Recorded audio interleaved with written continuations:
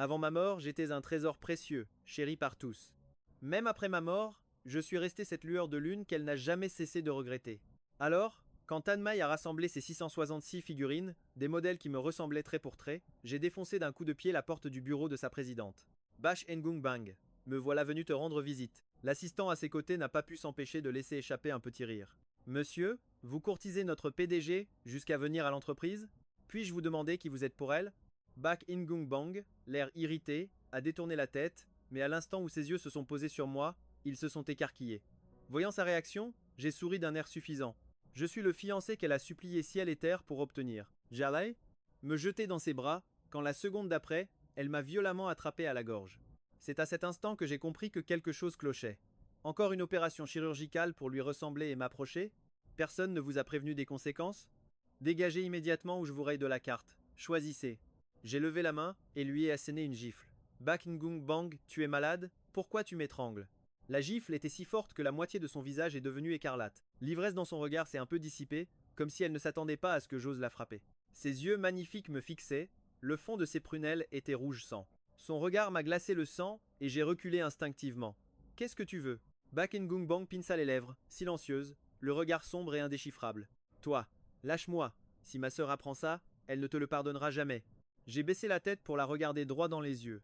J'ai déjà accepté d'annuler nos fiançailles. Quelles que soient tes raisons, à partir de maintenant, il n'y a plus rien entre nous. Je ne te compliquerai pas la vie, alors arrête de venir me tourmenter. Après un instant de réflexion, j'ai ajouté. De toute façon, ce mariage arrangé était une décision de nos familles, je n'y accordais pas tant d'importance. Tout à l'heure, à la boutique, nous avons déjà tout mis au clair. En rentrant, je dirai à ma famille que je ne t'aime pas, je ne te causerai aucun problème. Maintenant, peux-tu me laisser partir? Les pupilles jusqu'alors vides de Bak Ngung Bang ont soudainement réagi. Elle a tendu la main pour serrer mon poignet, sa voix tremblant très légèrement. Quelle boutique? Sa question m'a surpris. Je trouvais Bak Ngung Bang vraiment étrange. C'était le même visage, mais j'avais l'impression qu'en quelques heures à peine, elle était devenue incroyablement hagarde. Ses cheveux, d'habitude, souples et tombant sur son front, étaient coiffés comme ceux de ma sœur aînée. Elle avait l'air d'une femme approchant la trentaine, mais elle restait d'une beauté saisissante. Reprenant mes esprits, j'ai repoussé, sa main en fronçant les sourcils. Tu as trop bu, ai-je dit avec hésitation, je viens du portail de l'école près de la résidence Wonga. Bak Ngung Bang, à quoi tu joues, bon sang? Tu es devenue folle? Bak Ngung Bang me dévisageait. Le contour de ses yeux est devenu si rouge qu'on aurait dit qu'ils allaient saigner. À ce moment, des bruits de pas se sont fait entendre. La porte s'est ouverte et un jeune homme est entré, un verre à la main. Ngung Bang, bois un peu. D'eau au citron et au miel, ça te fera du bien. J'ai tourné la tête par réflexe. Le regard et l'aura de ce garçon me semblaient étrangement familiers. En entendant la façon intime dont il l'appelait, une hypothèse a germé dans mon esprit. Bak Ngung Bang voulait rompre nos fiançailles parce qu'elle avait quelqu'un d'autre. Si notre amour avait été réel, j'aurais certainement été fou de rage. Mais nos fiançailles n'étaient qu'un simple arrangement entre nos familles. On disait de nous que nous étions des amis d'enfance, mais en vérité, nous n'avons jamais été proches. C'est pourquoi je me suis contenté de lui jeter un regard un peu gêné. Je m'en vais. À l'avenir, essaie de te contrôler un peu. Sur ces mots, j'ai hoché la tête au garçon et j'ai quitté la pièce sans un regard en arrière. Derrière moi, Bak Ngung Bang me fusillait du regard, les veines de sa main saillantes. Comment est-ce possible? Il avait pourtant. Reprenant ses esprits, Bak Ngung Bang a balayé le verre d'eau au miel et s'est précipité dehors en chancelant. Mais le couloir était vide. C'était comme si ma présence n'avait été qu'une illusion. Pendant ce temps, j'avais déjà pris un taxi pour rentrer. Il était minuit passé, mais la villa était étrangement illuminée, ce qui me mit mal à l'aise. Elles m'attendent encore pour me faire la morale? Depuis la mort de nos parents, mes sœurs me surprotègent. Ne pas rentrer avant minuit, pour elles, c'est comme si le ciel nous tombait sur la tête. Alors que je cherchais une excuse, j'ai voulu prendre mes clés, mais la serrure avait été changée par un lecteur d'empreintes high-tech. Ça, c'est la goutte d'eau qui fait déborder le vase. Changer la serrure sans même me prévenir. Furieux, j'ai sonné, mais personne n'a ouvert. Seul le son assourdissant d'une musique s'échappait de l'intérieur. Mais quel est ce délire? J'ai tenté ma chance avec le pavé numérique. J'ai entré ma date de naissance et, clic, la porte s'est déverrouillée. En découvrant la scène dans le salon, je suis resté bouche bée. Ma deuxième sœur, Ko Tan-ham, portait une chemise tape, à l'œil qui dévoilait son ventre, un homme au physique de rêve dans ses bras. Le salon était rempli d'hommes et de femmes qui buvaient. Ma sœur, elle, était nonchalamment affalée sur le canapé. Cette Bak Ngung Bang veut investir dans un nouveau film historique, n'est-ce pas? D'ici peu, je sortirai un scénario du même genre. On verra bien qui voudra encore travailler avec elle. Le jeu est terminé. L'homme dans ses bras a gloussé d'un air mielleux. Directrice Ko, quelle est cette rancune entre vous et la PDG Bash? Une rancune? Ko Tan-ham a eu un rire glacial. C'est simple, C'est sa peau ou la mienne? Ma sœur a complètement perdu la tête. Si notre aînée la voyait comme ça, elle lui passerait un sacré savon. Grande sœur. J'ai essayé de me frayer un chemin dans la foule, mais la musique était trop forte. Cottenham semblait sourde. Elle n'avait absolument pas remarqué mon retour. À bout de patience, j'ai attrapé une pantoufle par terre et je la lui ai lancée en plein visage. Le salon est devenu silencieux d'un seul coup. Cottenham a regardé la pantoufle dans ses mains, puis a lentement relevé la tête vers mon visage glacial. Personne n'osait plus respirer. Tous les regards se sont instinctivement tournés vers moi. Qui est ce garçon? Un nouveau venu? Il est incroyablement beau et il a une sacrée prestance. Mais d'où lui vient ce courage? Oser lancer une pantoufle à Cottenham et l'appeler sœur? Tout le monde sait que le mot sœur est tabou pour Cottenham. Un jour, un jeune acteur célèbre a fait cette erreur pour se rapprocher d'elle. Il a été banni de l'industrie du jour au lendemain.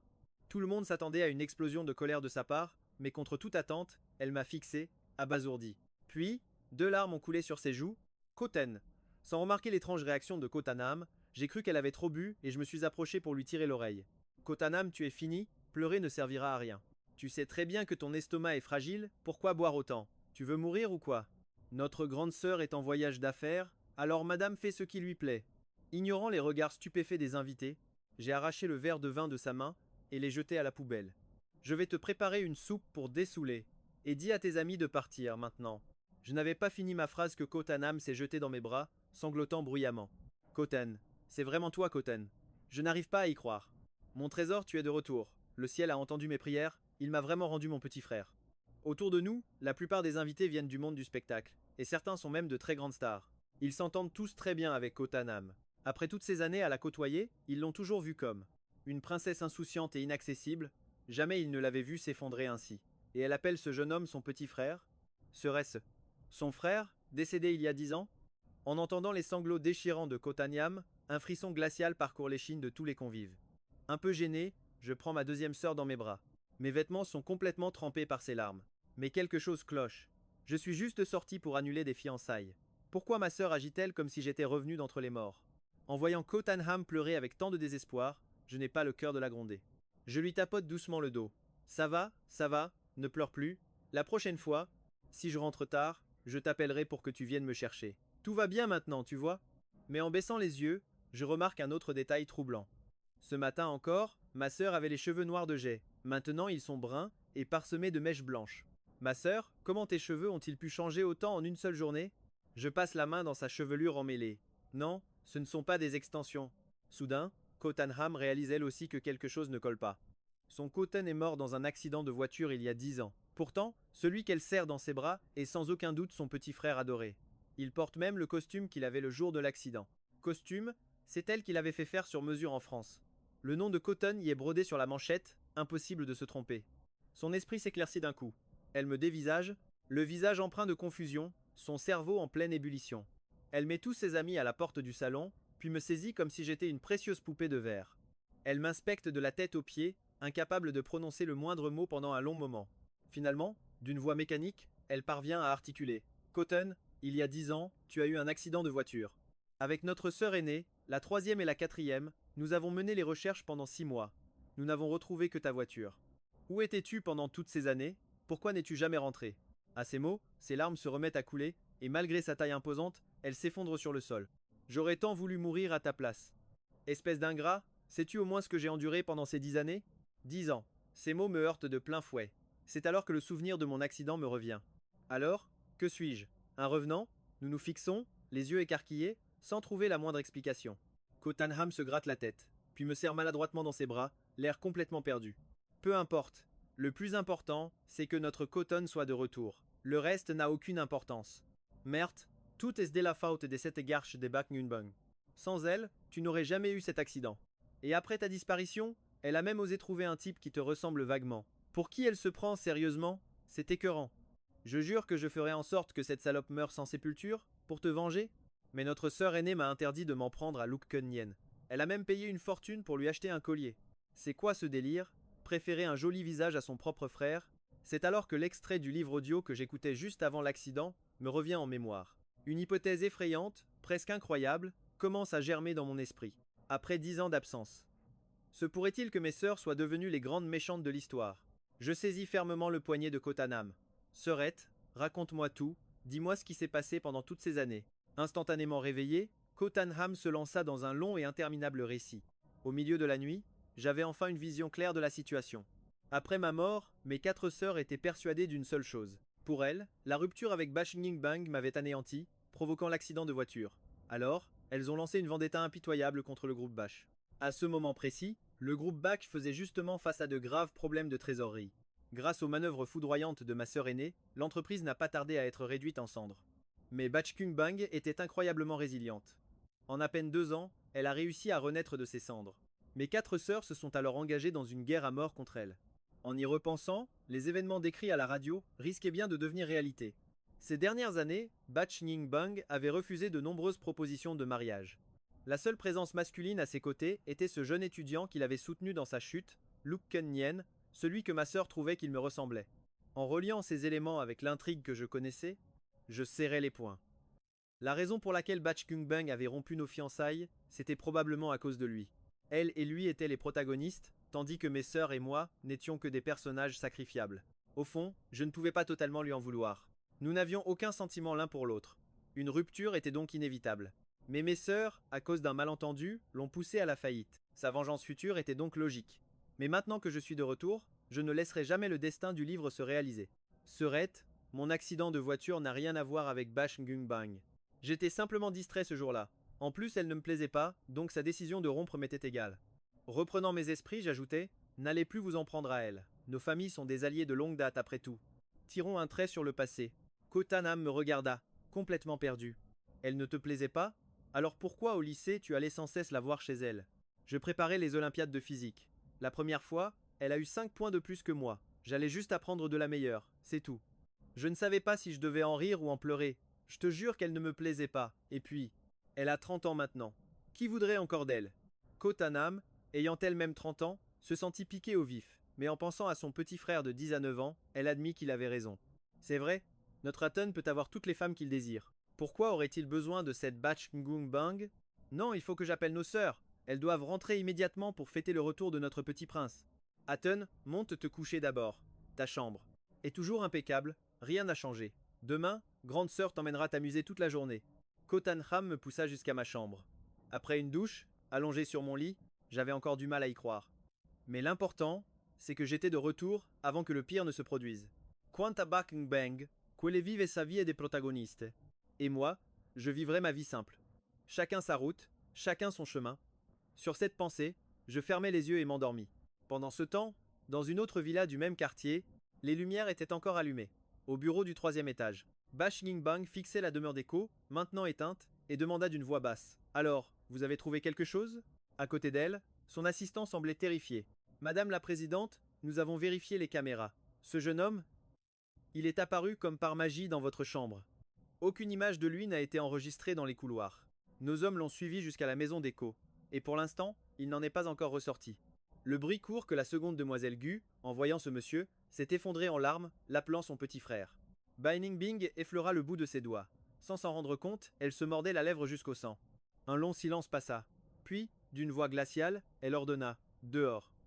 L'assistant s'inclina et quitta la pièce sans un mot. Bashing-bang ouvrit un tiroir. Elle en sortit une vieille photo de classe, jaunie par le temps, au coin écorné. Sur le cliché, un jeune garçon au sourire radieux était assis haut. Premier rang, faisant un signe V à l'objectif, tandis qu'elle se tenait tout au fond, son regard sombre fixé uniquement sur lui. Tous les autres visages, elle les avait volontairement floutés. Sur cette grande photo, il ne restait plus que 2, seuls au monde. En 20 ans, c'était leur seule et unique photo ensemble.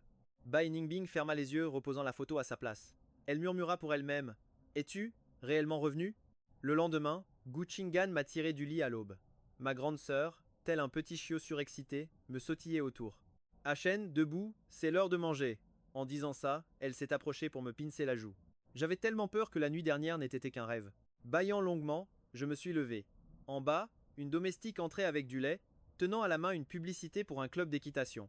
Soudain, un souvenir m'a frappé. « Sœur, où est ma Sakura ?» Gu Qinggan parut surprise un instant. « Ah, tu parles du petit cheval? Il doit être au haras, je suppose. » J'ai froncé les sourcils. C'était un cadeau de nos parents. À mes 13 ans, ils l'avaient choisi eux-mêmes pour moi. Peu de temps après, ils ont eu cet accident d'avion. Sakura est le dernier cadeau qu'ils m'aient jamais fait. Gu Qinggan, visiblement coupable, se frotta le nez et tenta de me rassurer. Alors, allons voir Sakura au haras tout à l'heure, d'accord? Après ce qui t'est arrivé, tes sœurs et moi avons perdu la tête. Qui pouvait encore penser à un cheval à ce moment-là? Elle me tendit mon petit déjeuner. Allez, mange vite. Mon petit trésor, je te promets que Sakura va très bien. S'il y a le moindre souci, je te donne ma tête, c'est promis.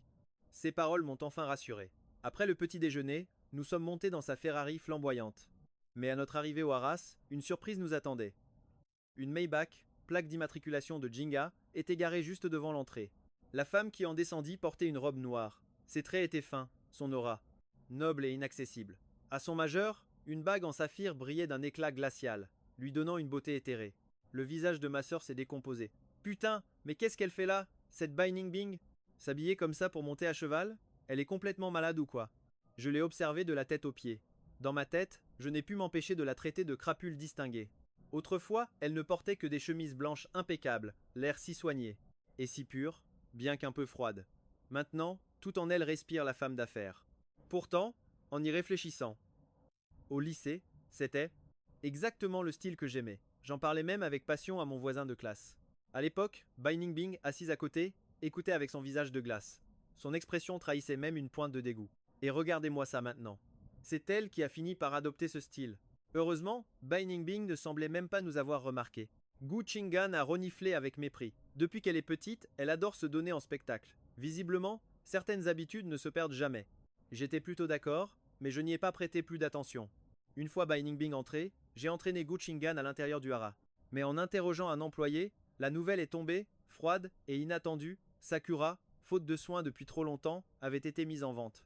À côté de moi, le visage de Gu Chingan s'est décomposé sous la culpabilité. Ne t'en fais pas, ce n'est rien. Je te jure que je vais racheter ce cheval pour toi. Elle s'est alors tournée vers l'employé. Qui l'a acheté? Donnez-moi les coordonnées de cette personne. L'employé a consulté son registre. L'acheteuse est justement là aujourd'hui.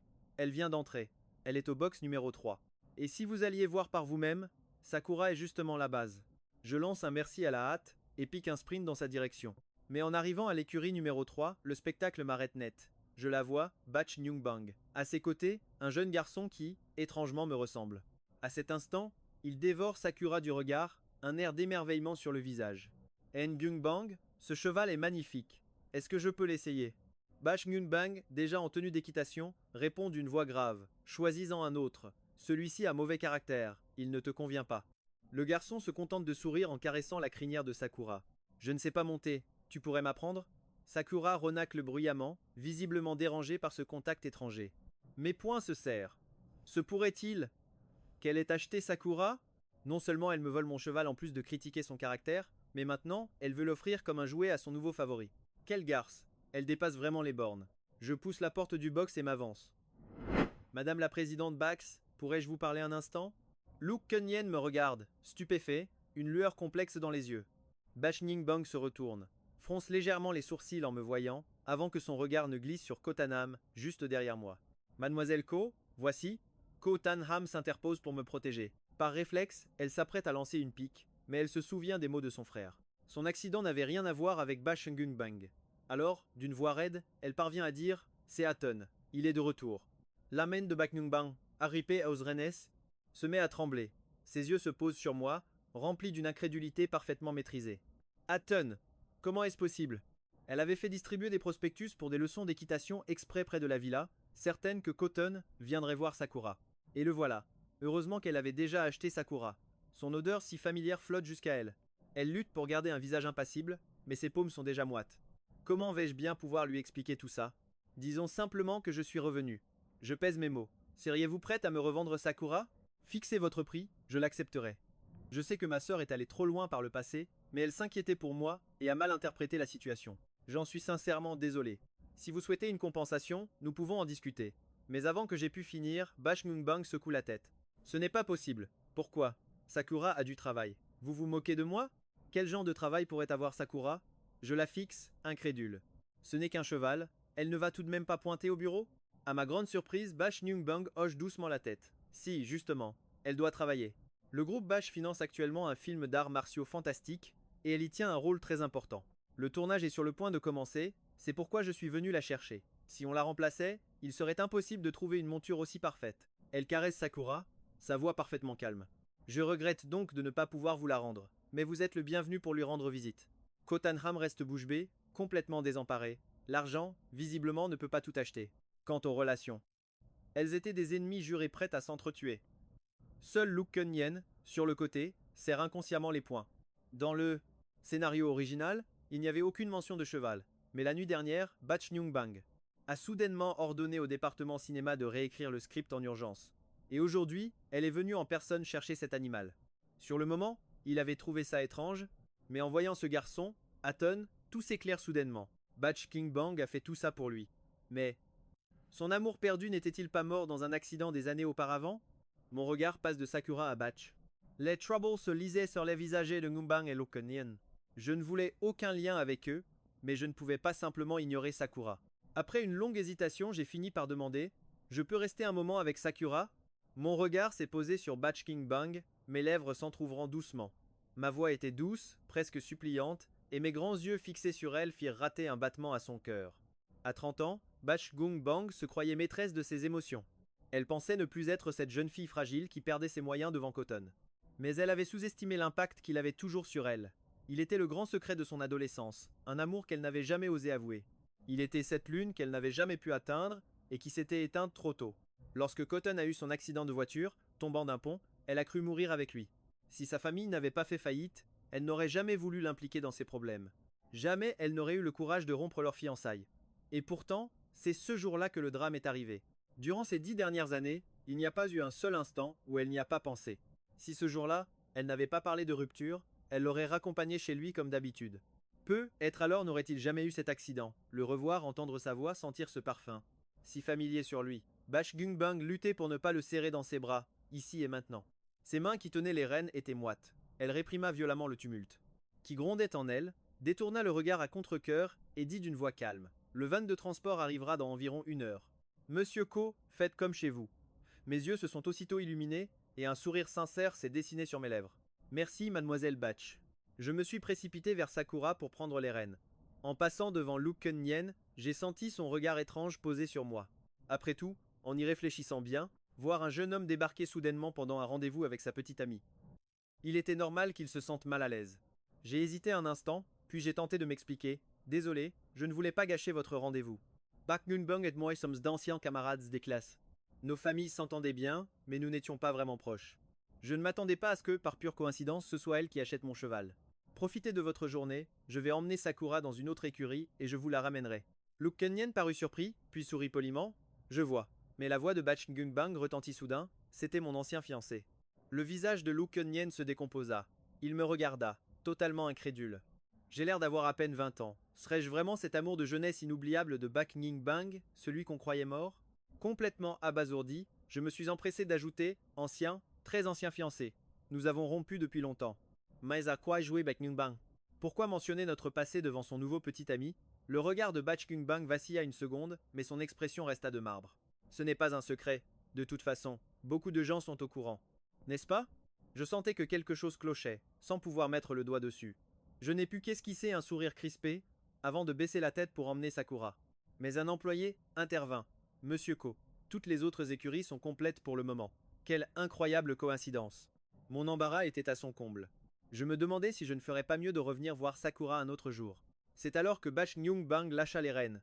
Emprunte-le pour l'instant. De toute façon, je venais juste chercher Sakura. Elle se dirigea vers le salon d'un pas décidé. Elle affichait toujours cet air détaché et nonchalant, mais elle serrait les dents si fort qu'elle aurait pu se les briser. Comment osait-il dire qu'il n'était pas proche? Était-elle si honteuse à ses yeux? Elle était sa fiancée, à un pas de devenir sa femme. Mais en repensant à tout ce qui s'était passé, Batch Gunbang baissa la tête, résigné. Aujourd'hui, il devait certainement la détester. Si elle continuait à agir stupidement, elle risquait de perdre jusqu'au droit de le regarder. Maudite sois-je. Il est enfin de retour, et pourtant, je suis incapable de faire un seul pas vers lui. Bai Ningbing prit une profonde inspiration, retrouvant en un instant son masque de froideur habituel. Peu importe, l'essentiel c'est qu'il soit revenu. Nous nous reverrons, le reste n'a aucune importance. Je dois me maîtriser, ne surtout pas être impulsive. Et je devrais redoubler de prudence avec ces misérables de la famille Gu. Elle s'assit sur le canapé du salon, l'air de rien, mais son regard restait rivé sur moi au loin, sans remarquer l'éclair glacial qui venait de traverser les yeux de Lu Jinyan. 1 heure plus tard, le camion de transport est arrivé. J'ai regardé Bai Ningbing et Lu Jinyan s'approcher côte à côte, et c'est avec regret que j'ai lâché les rênes de Sakura. Merci mademoiselle Bai, nous allons y aller. Bai Ningbing hocha légèrement la tête sans un mot, puis monta directement dans la voiture. C'est alors que je me suis tourné vers ma deuxième sœur. Est-ce que notre sœur aînée est rentrée? Ji Kingan m'adressa un sourire mystérieux. À cette heure-ci, elle doit être de retour de son voyage d'affaires, elle est à l'entreprise. Notre quatrième sœur est en compétition en Europe, impossible de la joindre, et la troisième est aussi à l'étranger. J'ai fait exprès de ne rien leur dire pour leur faire la surprise. On peut aller à l'entreprise pour surprendre notre grande sœur maintenant. Je suis sûr qu'elle pleurera encore plus que moi. Je me suis installé sur la banquette arrière, mais à mi-chemin, le téléphone de Gu Chingon a soudainement sonné. Après quelques mots échangés, son visage s'est assombri. D'accord, j'arrive tout de suite. Elle a raccroché puis m'a regardé d'un air hésitant. À Shen, il y a un petit souci avec notre quatrième sœur, je dois y aller. Peux-tu aller retrouver notre aîné tout seul? Je lui ai demandé, inquiet, qu'est-ce qui arrive à notre sœur? Gu Chingan a marmonné une excuse vague. Ce n'est rien de grave, je peux m'en occuper. Dépêche-toi d'y aller. J'ai donc dû descendre de voiture. Arrivé à l'entreprise, j'ai expliqué ma venue à la réception, mais on m'a dit que ma sœur était toujours en réunion. N'ayant pas le choix, je me suis dirigé vers le salon pour patienter. Mais en passant devant la salle de pause, j'ai entendu une voix pleine de sarcasme. Kashan, tu n'es pas au courant? Ce soir, la directrice a réservé tout l'hôtel en bord de mer et a même prévu un feu d'artifice pour demander Monsieur Lu en mariage. Toi qui as toujours rêvé de grimper les échelons en rampant comme un chien devant la directrice. Maintenant que ton rêve de devenir le gendre d'une famille riche est brisé, quand comptes-tu déguerpir la queue entre les jambes? Kashan. Ce nom me disait quelque chose. J'ai discrètement jeté un œil à l'intérieur. Un homme en costume tenait une tasse de café, la main légèrement tremblante. En face de lui se tenait un homme à l'allure d'assistant, qui le provoquait d'un ton acerbe, pointant du doigt le badge sûr. Sa poitrine en ricanant, certaines personnes feraient mieux de se regarder dans un miroir. Rêver de t'élever jusqu'à la directrice. En es-tu seulement digne? Kashan s'est redressé, silencieux, et a tenté de partir. Mais l'autre l'a délibérément bousculé. Le café brûlant a souillé ses vêtements et a rougi une partie de sa main. C'en était trop pour Kashan. Il a levé la main et a violemment giflé son agresseur. Que je sois digne ou non, en quoi ça te regarde? Et puis Gu Wanqing, c'est qui au juste? Qui s'intéresse à elle? Mes yeux se sont écarquillés. C'était donc lui, mon beau-frère? L'agresseur, surpris que Kashan ait osé riposter, semblait sonner. Il se tenait le visage, sans pouvoir réagir. Le bruit a attiré l'attention de plusieurs personnes. Très vite, quelqu'un est accouru. Que se passe-t-il ici? L'autre a vite repris ses esprits et a pris un air pitoyable. Assistant K, j'ai juste dit sur le ton de la blague que la directrice allait faire sa demande en mariage. Pourquoi réagis-tu de manière si excessive? Au point de me frapper? Kashan n'a pas répondu, se contentant de le foudroyer du regard. Alors, appelez la police. Trop paresseux pour perdre son temps, il couvrit le dos de sa main rougie par la brûlure et s'apprêta à quitter la salle de pause. Mais en arrivant à la porte, il percuta quelqu'un. Une silhouette se tenait là. Une femme en robe noire, au visage magnifique mais glacialement sévère, la cravate impeccablement nouée. En voyant l'état pitoyable de Katran, elle fronça les sourcils avec impatience. Qu'est-ce que tu as encore fait? Les personnes présentes se mirent à raconter, avec force détail, tout ce qu'elles venaient d'entendre. Pendant ce temps, l'accusateur regardait Gu Wanting les larmes aux yeux, donnant l'impression d'avoir subi la pire des injustices. Le visage de Gu Wanting s'assombrit encore plus. Katran, l'entreprise, est-elle un endroit où tu peux te comporter de manière irrationnelle et harceler tes collègues? Katran se contenta d'un rire froid. Si c'est ce que vous voulez penser, je n'y peux rien. En 3 ans de mariage, il avait assez enduré la froideur et l'égoïsme de Gu Wanting. Sa patience, elle l'avait toujours réservée à cette jeune starlette nommée Lu Jinyan. Le reste du temps, elle n'écoutait rien ni personne. Toute explication était inutile. Gu Wanting serra les poings. Assistant K, cherches-tu délibérément à m'affronter? L'atmosphère entre eux devint électrique. Dans les yeux de l'homme qui avait accusé Katran, une lueur de triomphe apparut. Il s'appelait Jiang Luo, un fan de Lu Jinyan, et il rêvait depuis longtemps de voir Gu Wanting en couple avec son idole. Pour lui, Katran n'était qu'une nuisance qui tournait constamment autour, de la PDG. Il le détestait et n'allait certainement pas manquer cette occasion de lui nuire, voire de le faire renvoyer, pour ne plus jamais avoir à le voir. Mais contre toute attente, une voix retentit soudain. De l'extérieur de la salle. C'est clairement toi qui as commencé à l'agresser. Comment oses-tu te faire passer pour la victime? N'as-tu donc aucune honte? Tous les regards se tournèrent instinctivement vers la source de la voix. En me voyant, Katran se figea sur place. Ce jeune homme. Pourquoi son visage lui semblait-il si familier? Il ressemblait étrangement à son beau-frère décédé depuis longtemps. Mais comment était-ce possible? À la mort de Gu Chen, la douleur de Gu Wanting était si profonde qu'elle frisait le désespoir. Il était resté à ses côtés tout ce temps, la réconfortant tout en l'aidant à gérer les affaires de l'entreprise. La police avait dragué la mer pendant plus d'1 mois. Toutes les caméras le long de la côte avaient été vérifiées. Gu Chen n'avait aucune chance de survie. Il savait parfaitement à quel point sa femme aimait son petit frère. C'est pourquoi, au début, quand Gu Wanting s'était montrée particulièrement gentille, Avec Lu Jinyan, qui ressemblait un peu à son frère, il s'était convaincu qu'elle cherchait juste à combler un vide. Mais par la suite, les faveurs répétées qu'elle accordait. Lu Jinyan lui avait brutalement ouvert les yeux sur sa propre place. Gu Wanting ne l'avait jamais considéré comme son mari, mais simplement comme un partenaire de mariage obéissant, qui n'apparaissait que lorsqu'elle en avait besoin. Quant à Jiang Luo, il fronça les sourcils, me maudissant intérieurement de me mêler de ses affaires. T'es qui, toi? Tu ne ressembles pas à un employé de notre entreprise, pourquoi tu débarques pour dire que j'agresse les gens? Tu as des preuves? Il me toisa de haut en bas, affichant un air de victime, tout en essayant de deviner qui j'étais. Un idiot qui cherchait à attirer l'attention de la PDG? Ou un ami de Katran? Il a l'air d'un jeune blanc-bec fraîchement diplômé, sûrement pas très malin, pas de quoi avoir peur. Une lueur de mépris apparut dans ses yeux, tandis que son visage affichait une expression d'innocence obstinée. Madame la PDG, je peux le jurer devant les dieux, si je mens, que je me fasse écraser par une voiture en sortant d'ici. Et toi, oses-tu le jurer? Je reniflai froidement. Tu n'es pas un peu puéril? À quoi servent les serments? Je sortis directement mon téléphone et m'avançai vers Gu Wanting, qui était figé comme une statue. Grande sœur, regarde bien par toi-même. J'ai tout filmé. Ça fait longtemps, n'est-ce pas? Pourquoi as-tu si mauvais caractère? Tu t'en prends aux autres sans même chercher à savoir qui a tort ou raison. En quoi Agen a-t-il été mauvais avec toi? Si tu le trahis de manière aussi ingrate, je ne t'adresserai plus jamais la parole de toute ma vie. Gu Wanking me dévisageait, les veines de ses tempes palpitant de fureur. Comment viens-tu de m'appeler? C'est alors que j'ai réalisé que ma sœur aînée n'était pas au courant de mon retour. Pour elle, j'étais mort depuis 10 ans. Me voir réapparaître soudainement était une chose qu'elle ne pouvait tout simplement pas accepter. C'est moi, Achen. J'étais encore en train de réfléchir à la meilleure façon de lui expliquer. Mais Gu Wanking laissa échapper un rire glacial et me repoussa violemment. Mon téléphone tomba et se brisa sur le sol, tandis que je reculais d'un pas, manquant de perdre l'équilibre. Vif comme l'éclair, Kajen me rattrapa, le regard rempli d'inquiétude. Est-ce que ça va? Face au regard glacial de Gu Wanqing, il fronça les sourcils et me plaça derrière lui pour me protéger. Présidente Gu, ne trouvez-vous pas qu'il ressemble trait pour trait à Achen?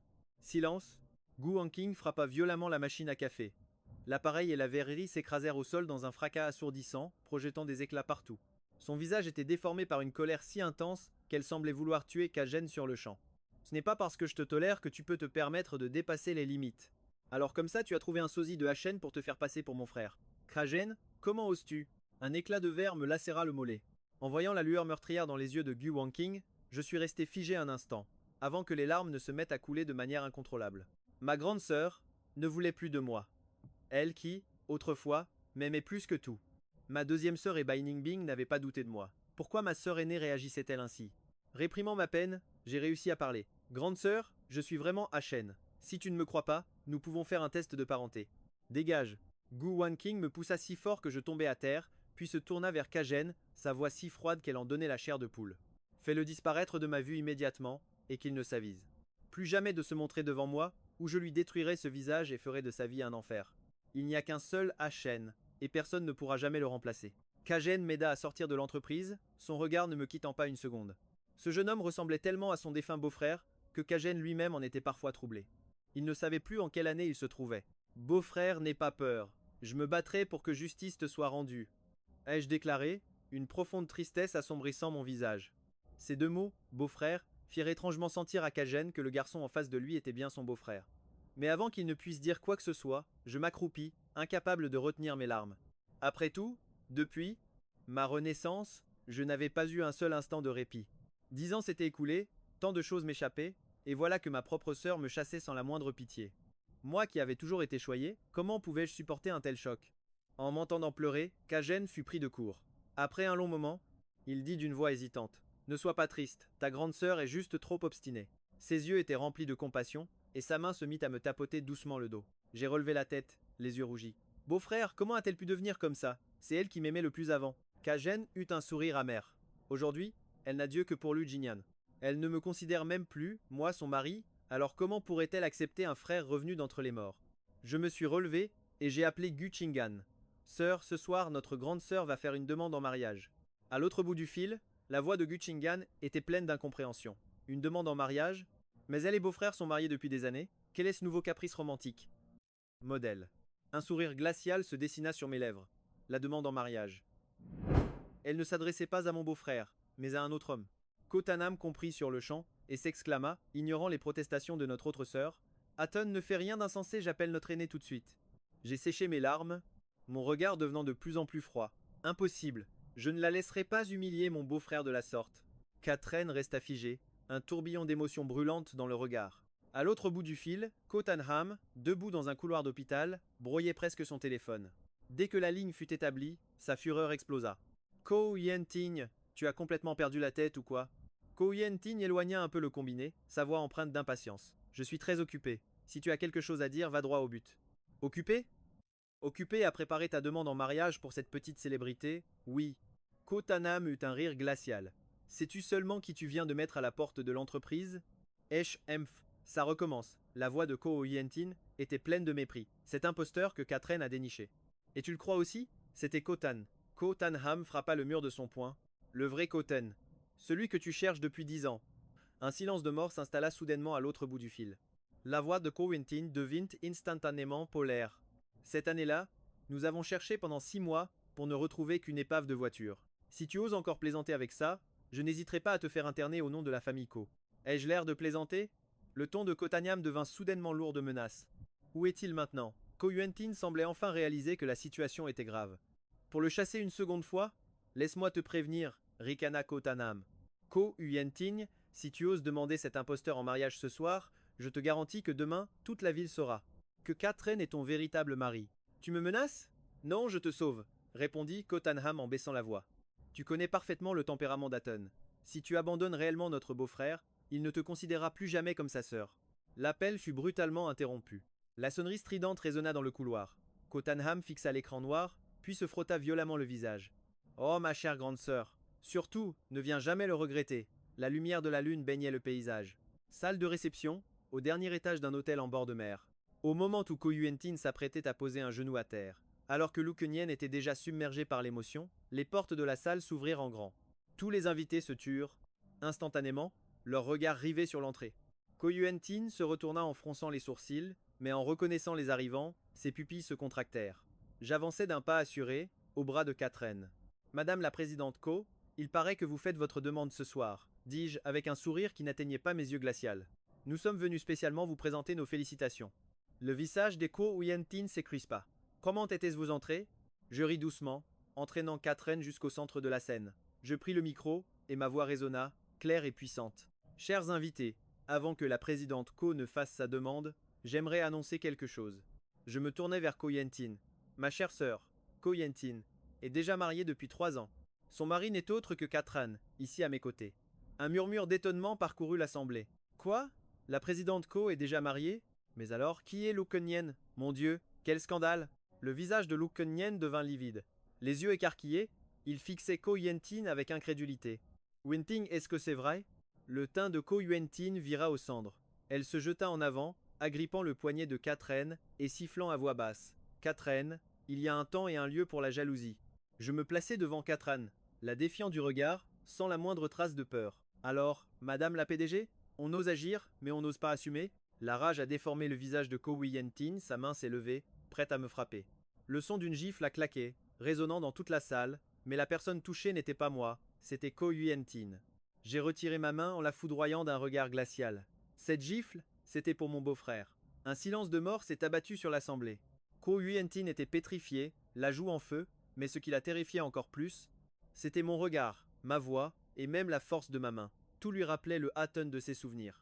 Les deux silhouettes se sont superposées dans son esprit. Ses lèvres tremblaient, sa voix brisée par l'incrédulité. Tu es vraiment Hatton. J'ai eu un rire glacial. Tu ne le réalises que maintenant? Grande sœur, tu me déçois terriblement. Sur ces mots, ignorant Ko Yuentin toujours sous le choc, j'ai entraîné Katren hors de la salle de réception. Ko Yuentin a complètement abandonné Lukenien pour nous suivre. Elle a tenté d'agripper ma main, la voix rauque. Pardon, grande sœur a eu tort. J'ai haussé un sourcil. Madame la PDG compte-t-elle toujours appeler la sécurité pour me faire expulser? Ko Yuentin était paniqué. Non, j'étais en colère, je ne t'avais pas bien regardé. J'ai l'impression de rêver. C'est tellement bon que tu sois de retour. 10 ans ont passé, je n'aurais jamais cru te revoir un jour. J'ai repoussé sa main, le regard dur. Ce n'est pas à moi que tu dois des excuses, mais à ton mari. Le corps de Ko Yuentin s'est raidi. Elle s'est tournée vers Katren, qui se tenait à côté. L'expression de Katran était impassible. Il n'a même pas daigné la regarder. La panique a envahi Ko Yuentin, qui a voulu instinctivement le retenir. Atren, cette demande en mariage. Tout est faux. Il ressemblait juste un peu à Hatton. Je t'ai mal parlé aujourd'hui, pardonne-moi, d'accord? Catherine a reculé d'un pas, sa voix neutre. Madame la PDG Co, j'ai déjà signé les papiers du divorce, mon avocat vous contactera demain. Le visage de Ko Yuan-tin s'est décomposé. Je ne divorce pas. Catherine a souri. Ce n'est plus à vous de décider. Si vous et Monsieur Luke êtes le grand amour, je ne serai pas un obstacle. Je refuse de me mettre en travers de votre histoire. Après ces mots, il a tourné les talons. Waouh, mon beau-frère a vraiment la classe. Je l'ai regardé s'éloigner, des étoiles dans les yeux. Puis je me suis retourné. Et j'ai vu ma sœur, pathétique, figée sur place, sans la moindre intention de le rattraper. Grande sœur, si tu veux que je te considère encore comme telle, va le récupérer. Sinon, ne t'attends plus jamais à ce que je t'appelle ainsi. Le lendemain, Luke, Kanyen était dans sa loge, fixant son reflet. Ses doigts crispaient si fort son téléphone, que l'écran menaçait de se briser. Les titres en tendance lui lacéraient les yeux comme des poignards. Les mariages secrets de Ko Yuan-ting, les preuves accablantes. Luke Kanyen, le briseur de ménage. Internet se déchaînait contre lui. Qu'a dit la PDG Ko a demandé son agent, se tordant les mains d'anxiété. Luke Kanyen s'est mordu la lèvre, ses ongles griffant la coque de son téléphone, y laissant des marques. Il a appelé Ko Yuan-tin, sa voix déjà brisée par les sanglots. Yuan-tin, qu'est-ce que je vais faire de tous ces commentaires haineux? Ma carrière vient à peine de commencer. De l'autre côté du fil, on entendait le bruit de papier qu'on feuillette. La voix de Ko Yuan-tin était si calme qu'elle en devenait glaciale. Je vais m'en occuper. Une lueur d'espoir a brillé dans les yeux de Luke Kanyen. Il a baissé la voix. Peut-on publier un communiqué pour dire que toi et Catherine êtes en fait divorcés depuis longtemps? Impossible. Sa voix est devenue encore plus froide. Cette affaire s'arrête ici. Quant à mon contrat d'égérie, il n'y a pas de discussion possible. À l'autre bout du fil, le bruit d'un stylo claquant sur la table se fit entendre. Je vais faire retirer les articles à la une, débrouille-toi pour le reste. L'appel fut coupé net. L'air pitoyable sur le visage de Luke Kanyen disparut, remplacé par une haine profonde. Mais qui est donc ce gamin à la fin? Que c'est soit Bachmungbang au Ko Yuan-tin, mon apparition à Yusurels l'effet d'un envoûtement. Loin de la fureur de Luke Kanyen. Dans la villa d'écho, j'étais blotti sur le canapé, regardant les sujets brûlants disparaître un par un de mon téléphone, un sourire malicieux aux lèvres. Elle a vraiment un cœur tendre. Et dire qu'elle l'a quand même aidé à faire retirer ses articles. Je fis tournoyer le jus dans mon verre, tandis que Cottenham s'approchait avec une assiette de fruits, piquant un morceau de mangue pour le glisser dans ma bouche. Avait-elle seulement le choix? Notre Cotton a parlé. Comment aurait-elle osé refuser de blanchir le nom de ce Luke Kanyen? Je répondis en mordant dans le fruit, ma voix étouffée. Je n'ai jamais dit qu'elle ne pouvait pas l'aider. J'ai seulement dit que si elle osait nier publiquement son mariage avec beau-frère, alors je ne la considérerais plus jamais comme ma sœur. Cottenham se mit à rire en me pinçant la joue. C'est bien notre Cotton, la plus redoutable. Je repoussai doucement sa main, quand une pensée me traversa l'esprit. Au fait, grande sœur, qu'est-ce que Batch Gunbang devient ces derniers temps? Le visage de Cottenham s'assombrit aussitôt. Pourquoi tu parles d'elle? Cette garce qui a osé rompre les fiançailles ne mérite plus ton affection. Ça fait si longtemps. Et puis, je t'ai déjà dit qu'elle ne me plaisait plus. Je fis la moue, impuissante. Alors pourquoi en parler? Cottenham renifla froidement. C'est juste qu'elle n'a aucun jugement.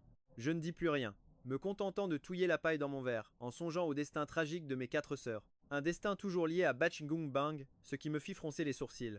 Pour régler un problème, il faut s'attaquer à sa source. Je devais être prendre les devants et aller parler à Bachmungbang. Mais en y réfléchissant, c'est elle qui a acheté Sakura. Je n'ai plus aucune raison valable de la voir, maintenant qu'on ne se croise plus à l'hippodrome. Alors autant y aller directement. Direction le plateau de tournage. Quelle est l'adresse du tournage du film de Bachmungbang? Il veut aller voir Sakura. Bien sûr, il était hors de question que ma sœur sache que je voulais rencontrer Bachmungbang. Leurs rencontres sont toujours électriques, de vraies poudrières. Mieux vaut éviter un nouvel affrontement. J'ai donc demandé l'adresse à des amis. Je ne pourrai pas venir avec toi, m'a dit ma sœur. J'ai un imprévu. Cottenham venait de lire un message sur son téléphone. Elle a pris sa veste et elle est sortie. J'ai l'impression qu'elle est étrange ces derniers temps, sans vraiment savoir pourquoi.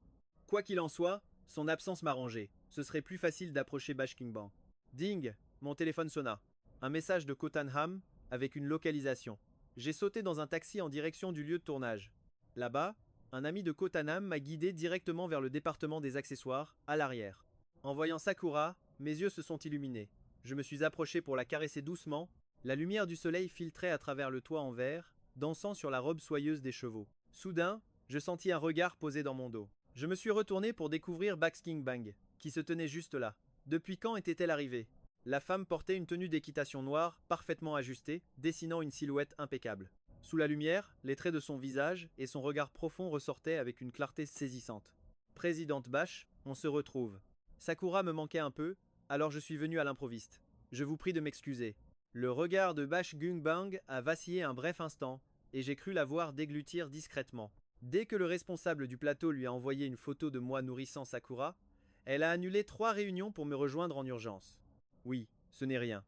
Sa voix était calme, mais sa mâchoire légèrement crispée trahissait une pointe de tension. Je n'ai pas prêté attention à ce détail chez Bash Nyungbang, trop occupé à caresser la tête de Sakura. Alors, Sakura s'est bien habituée au tournage, elle n'est pas trop turbulente, elle est très sage, sa voix s'est adoucie involontairement. Tu lui rends visite, elle doit être si heureuse. Et pour le prouver, Sakura s'est frottée tendrement contre ma paume. Sakura. C'était la seule excuse, la seule raison légitime qu'elle avait pour pouvoir me contacter en ce moment. Une douce chaleur a envahi mes yeux. Même si tu es sa propriétaire maintenant, merci beaucoup de prendre soin d'elle. Et si je vous offrais un café?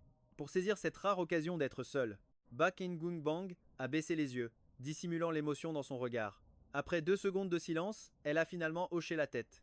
Dans un coin sombre, Luc Canien se tenait debout, ses ongles s'enfonçant profondément dans la paume de ses mains. Il était venu sur le plateau pour voir Bak In-gung Bang, espérant booster sa popularité. On lui a dit qu'elle était partie vers la zone des accessoires, alors il l'a suivie. Mais la scène qui s'est offerte à lui, le regard de Bak In-gung Bang posé sur moi, était d'une douceur capable de faire fondre la glace. Une telle concentration dans son regard. C'était quelque chose que lui, malgré tous ses efforts, n'avait jamais obtenu.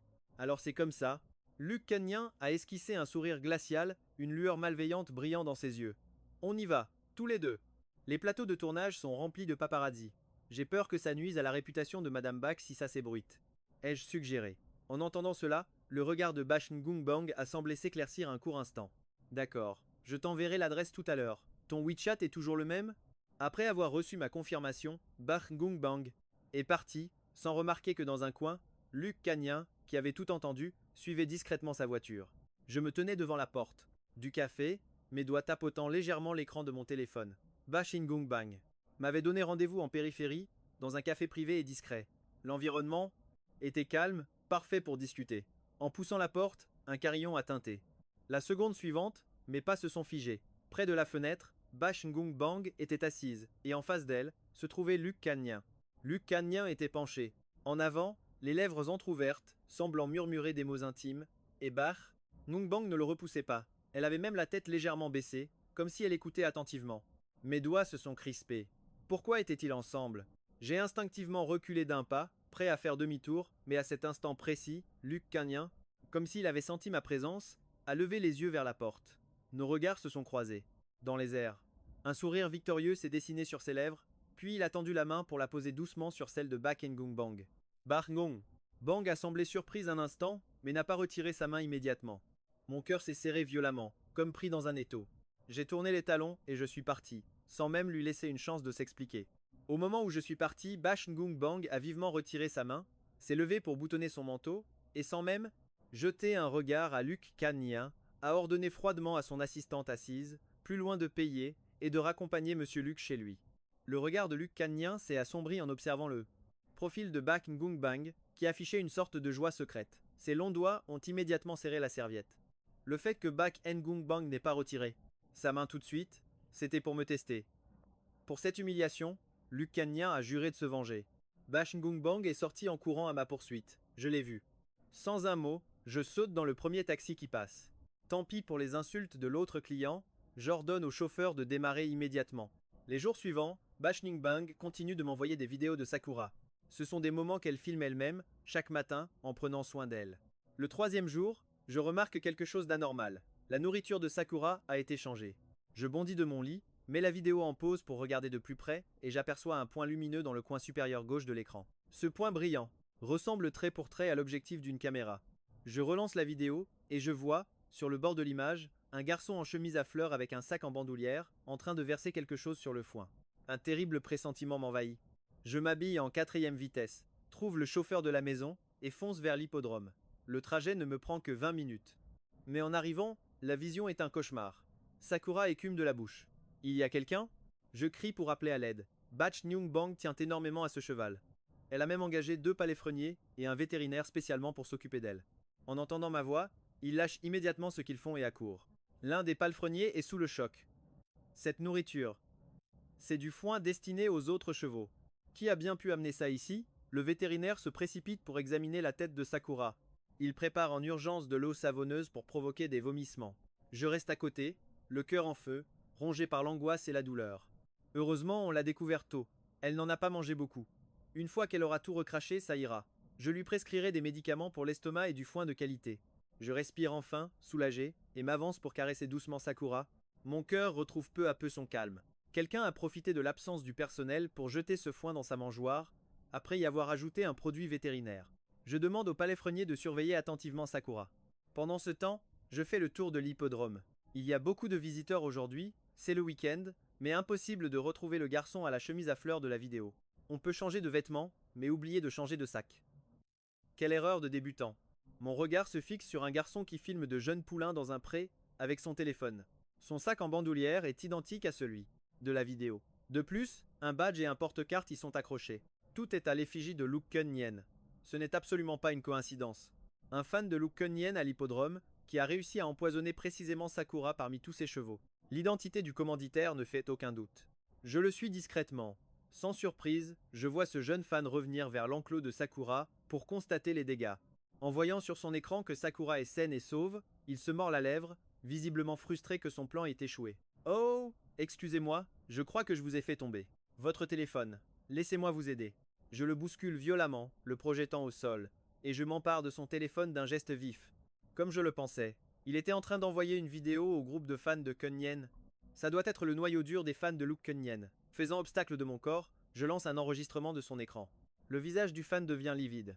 Il se jette sur moi, arrache son téléphone et s'enfuit à toutes jambes sans se retourner. Je me rends immédiatement sur le plateau de tournage de Luke Kun-yen, me faisant passer pour une admiratrice pour demander une photo. C'est alors que j'aperçois Luke Kun-yen en costume d'époque, soutenu par son assistant qui le raccompagne à sa caravane. Monsieur Luke a eu une insolation pendant le tournage, il ne peut vraiment recevoir personne en ce moment. Monsieur, vous prétendez être un fan, alors ayez un peu de compassion pour votre idole, n'est-ce pas? L'assistant me barre la route, mais j'ai une information cruciale concernant Bash Gunbang à lui transmettre. Vous feriez mieux d'aller lui demander s'il souhaite vraiment ignorer ce que j'ai à dire. L'assistant repartit donc transmettre mon message. Pour revenir flanqué de garde du corps. Monsieur Luke attend le médecin. Cher fan, voici une photo dédicacée. Veuillez partir maintenant, s'il vous plaît. Une photo dédicacée de Luke Kun-yen à la main. J'étais sur le point de me faire expulser. C'est alors qu'une voix familière a retenti derrière moi. C'est mon invité. Laissez-nous. Je vais personnellement le raccompagner. Je me suis retourné. C'était Batch King Gunbang. Sa silhouette élancée projetait son ombre sur moi, un sourire moqueur aux lèvres, comme si elle savourait le spectacle. J'ai jeté un regard. Autour de moi. La scène avait attiré l'attention de l'équipe, et une petite foule se formait déjà pour ne rien rater. Contrainte et forcée, Jai Serré Lesdent et Jai Suivi, Batch Nyungbang. Batch Nyungbang m'a emmené dans sa loge. Après avoir vérifié que nous étions seuls, elle a fermé la porte. Dans cette petite pièce, je me sentais piégé face à elle, une tension palpable m'envahissait. Sans attendre, j'ai sorti mon téléphone pour lui montrer la preuve. Après lui avoir tout montré, je l'ai fusillé du regard avant d'ajouter « Tâchez de mieux tenir votre homme ». Sakura est innocente. Sur ces mots, j'ai voulu tourner les talons et partir. Mais Bash Nyungbang m'a attrapé par le bras pour me retenir. Si c'est bien lui, alors il le fera. Sans surprise, j'ai froncé les sourcils, saisi ses épaules et levé mon genou pour la frapper. En plein dans l'estomac, mais elle a paré le coup avec la paume de sa main. Cela m'a rappelé le passé, le jour où j'avais gagné la course de relais à la fête du sport de l'école. Bash Gunbang avait attrapé Cotton de la même manière, espérant lui déclarer sa flamme. Mais j'avais pratiqué le taekwondo pendant des années, et je détestais par-dessus tout qu'on me prenne de haut. Je lui avais alors asséné un coup si violent qu'elle n'avait rien pu manger de la journée. Une lueur a traversé mon regard et j'ai lâché avec sarcasme « On dirait que tu as appris de tes erreurs. Tu sais te défendre maintenant. Mais est-ce que c'est vraiment lui ?» Batch Nyungbang a relâché son emprise, abasourdi. Elle me dévisageait. Chaque trait de mon visage était identique à celui d'autrefois. Mais le temps n'est-il pas censé être le même pour tout le monde? Pourquoi, après 10 ans, n'a-t-il laissé absolument aucune marque sur moi? Alors que j'allais de nouveau tourner les talons, la porte s'est brusquement ouverte. Quelques acteurs, venus se préparer pour la scène suivante, sont entrés sans s'attendre à nous trouver là. Comme je m'appuyais contre la porte, j'ai perdu l'équilibre et j'ai basculé en arrière. Mais Bash Nyungbang, d'un geste vif, a passé son bras autour de ma taille pour me rattraper. Les acteurs, témoins de la scène, se sont empressés de s'excuser. Désolé, Madame Bash, nous ne vous avions pas vu. Mon esprit, lui, venait d'imploser. C'en était fini. Le malentendu était inévitable. Un simple instantané, figé par l'ouverture de la porte. Mais suffisant pour être capturé par un appareil photo, caché dans la foule. Bash Gunbang a refermé la porte. J'en ai profité pour m'écarter, cherchant désespérément une excuse pour m'enfuir. Mon téléphone a soudain sonné. L'occasion était parfaite. Oui, d'accord, j'arrive tout de suite, ai-je lancé dans le combiné. Puis, feignant l'urgence, j'ai ouvert la porte et je me suis éclipsé. Regardant ma silhouette s'éloigner, Bash Gung Bang a esquissé un sourire, à la fois amusé et impuissant. Exactement comme il y a 10 ans, toujours aussi prompt à bouder et à s'enfuir. 10 ans ont passé, et je n'ai pas changé. Était-ce son imagination, ou bien tout cela était-il vraiment en train de se produire? Bash Gung Bang était perdu dans ses pensées, quand la voix de son assistant l'a ramené à la réalité. Madame Batch, la visioconférence internationale va bientôt commencer. Le regard de Bash Gung Bang s'est durci. Toute trace de sourire avait disparu de son visage. D'accord, ai-je dit, en quittant précipitamment le plateau de tournage. J'ai poussé un long soupir en regardant l'appel publicitaire qui venait de se terminer, puis j'ai soufflé à nouveau, m'arrêtant au bord de la route.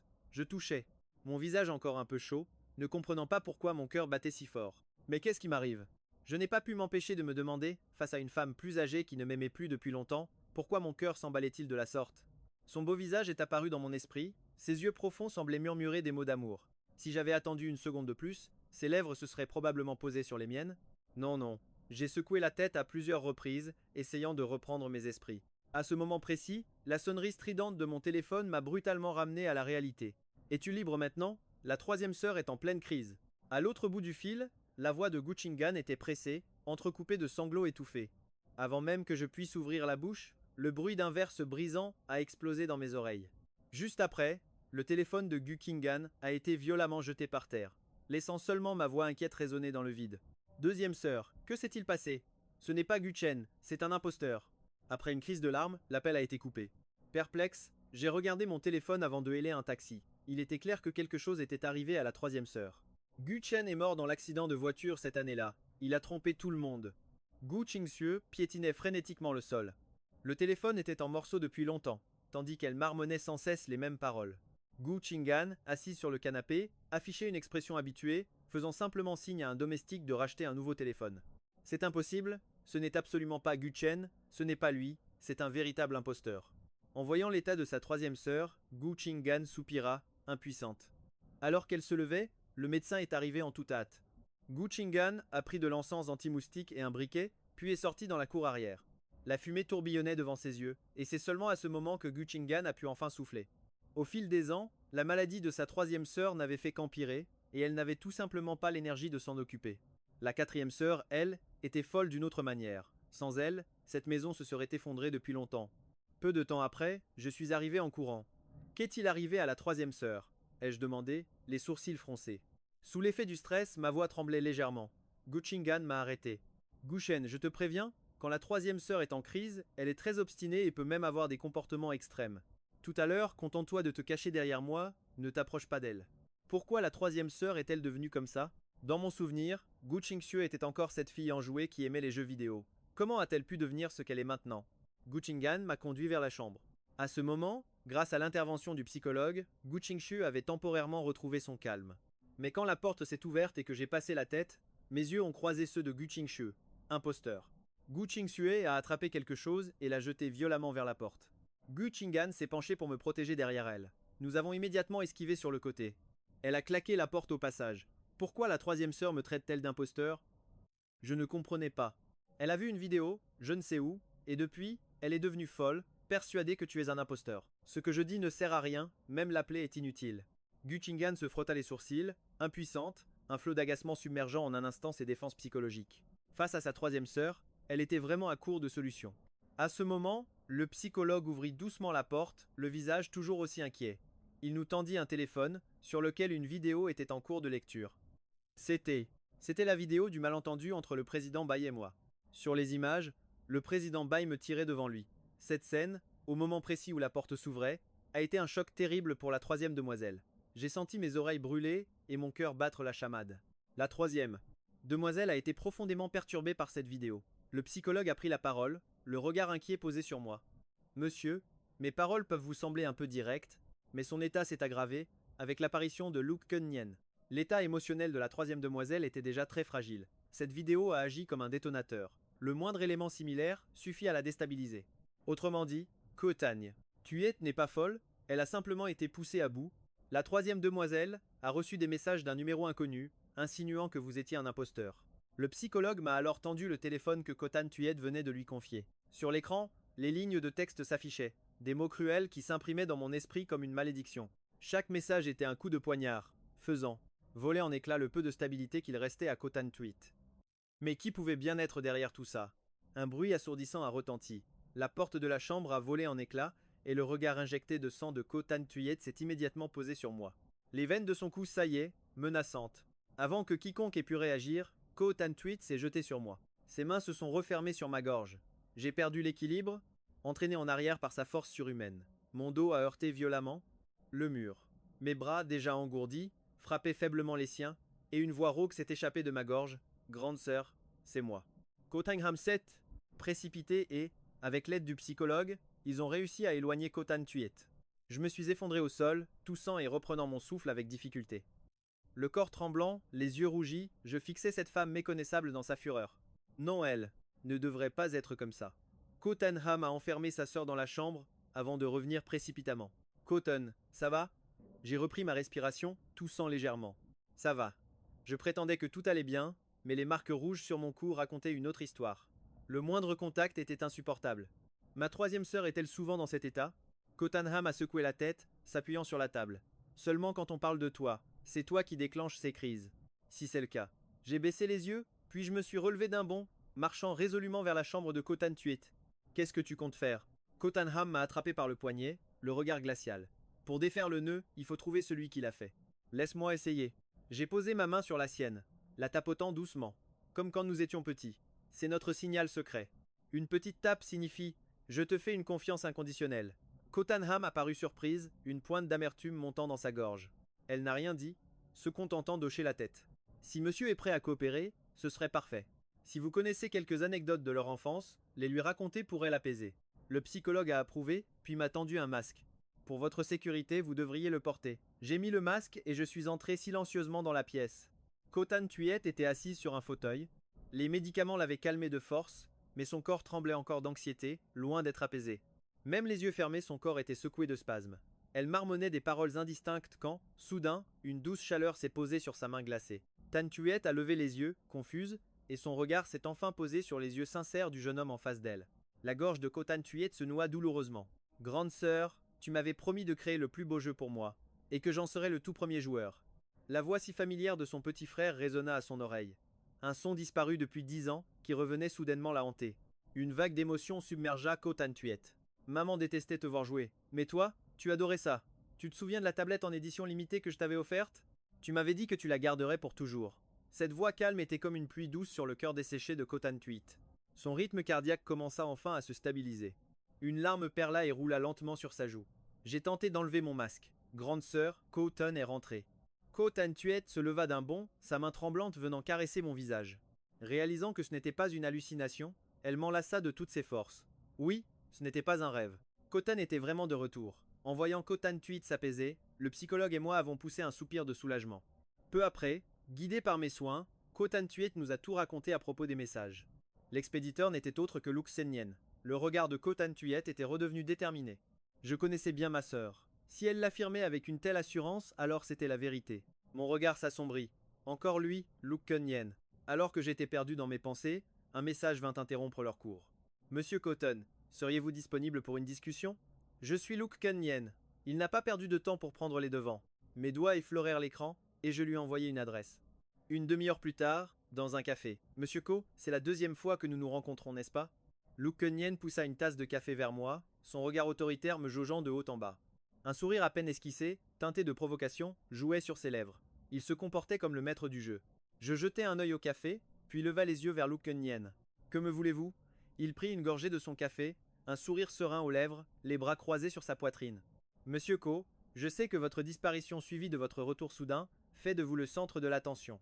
Mais perturber ainsi l'ambiance sur le tournage, n'est-ce pas un peu impoli de votre part? Ses yeux se plissèrent légèrement, un rictus cruel se dessinant sur son visage. Le tournage est interrompu?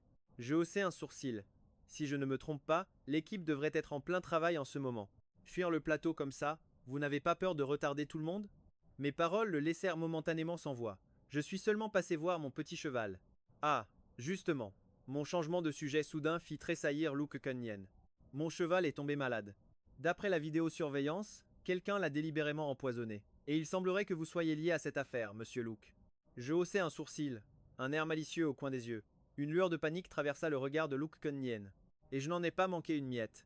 Monsieur Ko, il vaut mieux ne pas lancer d'accusation en l'air sans aucune preuve. Luke Keunyen força un sourire, puis tout sauta. Il était clair qu'il ne comptait rien avouer, mais cet instant de panique était la preuve irréfutable de son implication. À ce moment précis, le calme du café fut brisé par une agitation soudaine. Des murmures s'élevèrent autour de nous. Je fronçai les sourcils, entendant vaguement des mots comme colis, course, accident. C'est bien Colie, la jeune pilote? Oui, c'est elle. Je suivais ses compétitions avant. Elle est si belle, une fille si magnifique, avoir un tel accident sur un circuit. J'espère qu'elle s'en sortira. Colie. Ce nom familier résonna violemment dans ma tête.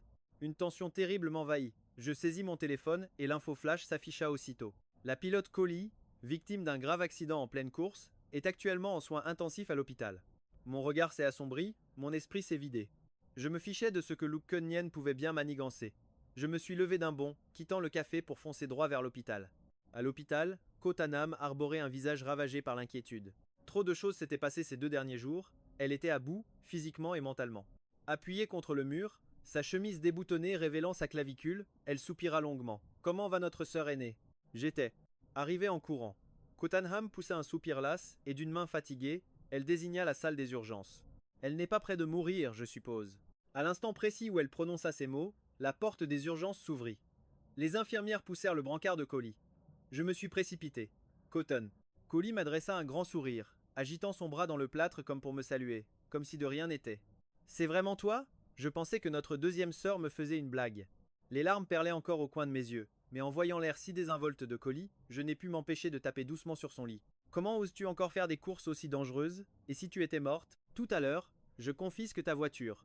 Sans voiture, on verra bien comment tu feras la maligne. Mes paroles étaient dures, mais mes larmes coulaient comme un collier de perles brisé. Ma voix s'est étranglée, mon regard brûlé d'un mélange de colère et d'inquiétude, tel un petit animal qu'on aurait provoqué.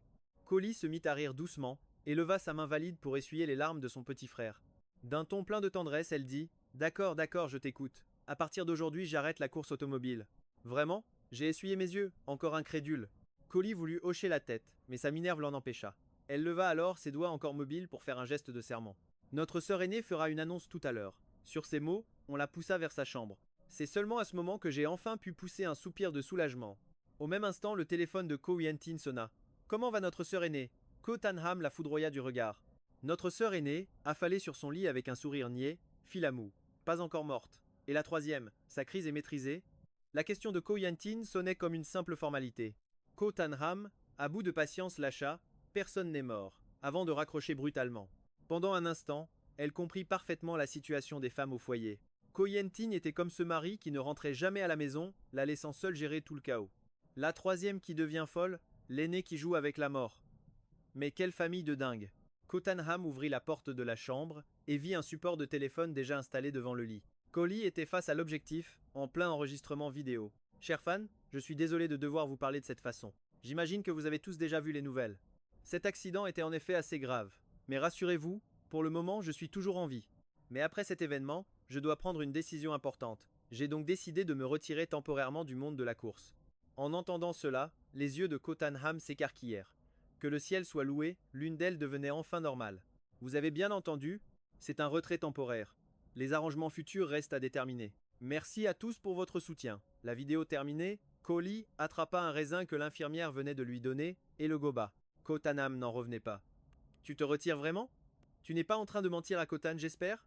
Avec le seul doigt qu'elle pouvait encore bouger, Colie publia la vidéo, puis lança un regard agacé à Ko Tan-ham et à ses pics. Deuxième sœur, ce n'est vraiment pas le moment pour ton sarcasme. Depuis qu'on est petit, ai-je déjà manqué à une seule promesse faite à Ko Tan? Si je dis que je me retire, alors je me retire. Un point, c'est tout. Ko Tan-ham jeta un coup d'œil à Colie avant de faire la moue. À peine postée, la vidéo a littéralement explosé, se hissant en tête des recherches. La toile s'est aussitôt enflammée. Pas possible! Elle se retire pour de bon? Mais attendez, c'est l'une de nos rares championnes capables de remporter un grand chelem sur la scène internationale. Abandonnée comme ça, c'est un immense gâchis. Notre déesse partagera-t-elle encore son quotidien maintenant qu'elle se retire? Colie éteignit son téléphone, ignorant superbement le tumulte qui agitait le net. C'est à ce moment que je suis entré dans la chambre. En voyant la vidéo postée par ma quatrième sœur, j'ai enfin hoché la tête, soulagé. C'est beaucoup mieux ainsi. Le regard de Colie se posa sur moi, me scrutant de la tête aux pieds, avant de se tourner vers Ko Tan-ham à ses côtés. Dis-moi, 10 ans ont passé? Comment se fait-il que notre petit frère n'ait pas changé d'un poil? Regarde notre sœur aînée, on pourrait écraser une mouche dans ses rides. La langue de Collie a toujours été la plus venimeuse. Seule sa bouche et ses doigts peuvent encore bouger, mais elle refuse de rester tranquille. Cottenham la foudroya du regard et lui lança à voix basse: La ferme, où étais-tu pendant ces 10 ans? Pourquoi n'es-tu jamais revenu nous voir? Nous étions toutes si inquiètes pour toi. Collie prononça enfin une phrase sensée, mais c'était une question à laquelle je ne savais absolument pas comment répondre. Devais-je leur avouer que j'avais eu un accident de voiture qui m'avait projeté 10 ans dans le futur? Elle me prendrait sûrement pour un imposteur. C'est une longue histoire. Je vous la raconterai plus tard, petit à petit. J'ai esquivé la question d'une phrase évasive. C'est à ce moment précis qu'un téléphone se mit à sonner. Collie laissa échapper un grognement. À peine avait-elle décroché que la voix à l'autre bout du fil semblait encore plus exaspérée qu'elle. Collie, tu te moques de moi? Je me suis inscrite au prochain tournoi international uniquement pour t'affronter. Et maintenant tu m'annonces que tu te retires du circuit? Qu'est-ce que ça veut dire? La voix était si agressive qu'on aurait dit que sa salive allait traverser l'écran. Que je me retire, n'est-ce pas une bonne nouvelle pour toi? Collie répondit avec une nonchalance teintée de sarcasme. Toi, l'éternel numéro 2, tu vas enfin pouvoir décrocher la première place, non? À ce moment-là, le nom de To Yuan-Nhu s'affichera en grand sur l'écran. N'est-ce pas ce que tu as toujours désiré? To Yuan-Nhu, l'éternelle seconde place, célèbre dans le monde entier. Tant que Collie participait à une course, elle n'était qu'une simple figurante. Malheureusement pour elle, Collie participait à toutes les compétitions. To Yuan-Nhu n'avait donc jamais connu le goût de la victoire. Supprime cette vidéo immédiatement, je veux t'affronter une dernière fois. To Yuan-Nhu était hors d'elle, hurlant ses ordres d'une voix glaciale. Le regard de Collie se posa alors sur moi. J'ai dit que je me retirais, et c'est définitif. Je n'ai plus de temps à perdre avec vos gamineries. Mon petit frère est de retour. Je veux lui consacrer tout mon temps. Sur ces mots, Collie raccrocha brutalement, laissant To Yuan-Nhu fulminer de rage de l'autre côté. Allô? Collie? Rappel. Mais la ligne était déjà coupée. To Yuan-Nhu serra son téléphone. À côté d'elle, les autres filles n'osaient pas dire un mot et se contentaient d'échanger des regards inquiets. Le petit frère de Collie. Qui est-il donc? Comment a-t-il pu convaincre une accro à la compétition comme elle de tout abandonner? Les pensées de To Yuan-Nhu tourbillonnaient. Elle leva les yeux vers son entourage. Allez, cherchez-moi qui est le frère de Collie! À peine To Yuan-Nhu avait-elle raccroché que quelqu'un avait déjà commencé les recherches. L'une d'elles s'empressa de lui tendre son téléphone. Le frère de Collie s'appelle Cotton. C'est l'ancien fiancé de Bak Nyung-bang. Bak Nyung-bang. Les sourcils de To Yuan-Nhu se froncèrent et son regard devint instantanément glacial. Ce garçon, si éclatant et libre sur la photo, était l'ancien fiancé de Bash Gunbang, un homme qui a pu être fiancé à cette femme impitoyable et qui a poussé un génie de la course à se retirer pour lui. Contre toute attente, To Yuan-Nhu sentit naître en elle un vif intérêt. Qui était vraiment ce Cotton? Au même moment, à l'hôpital. Pour l'instant, tu devrais te reposer tranquillement ici. Écoute, ne pense même plus aux courses de voiture. Je viendrai te surveiller à l'école tous les jours. Mon regard était un avertissement clair. Mais Collie l'a accueilli avec joie, hochant la tête avec une rigidité comique. D'accord, d'accord, de toute façon, je ne peux rien te refuser. Cottenham se massa les tempes, avant de me lancer les clés de la voiture qu'elle portait à sa ceinture. Prends la mienne pour l'instant, et pendant ce temps, choisis-en une qui te plaît vraiment, je te l'offrirai. En voyant les clés de la McLaren dans ma main, j'ai haussé un sourcil. Cette McLaren donc, je savais bien qu'elle te plairait.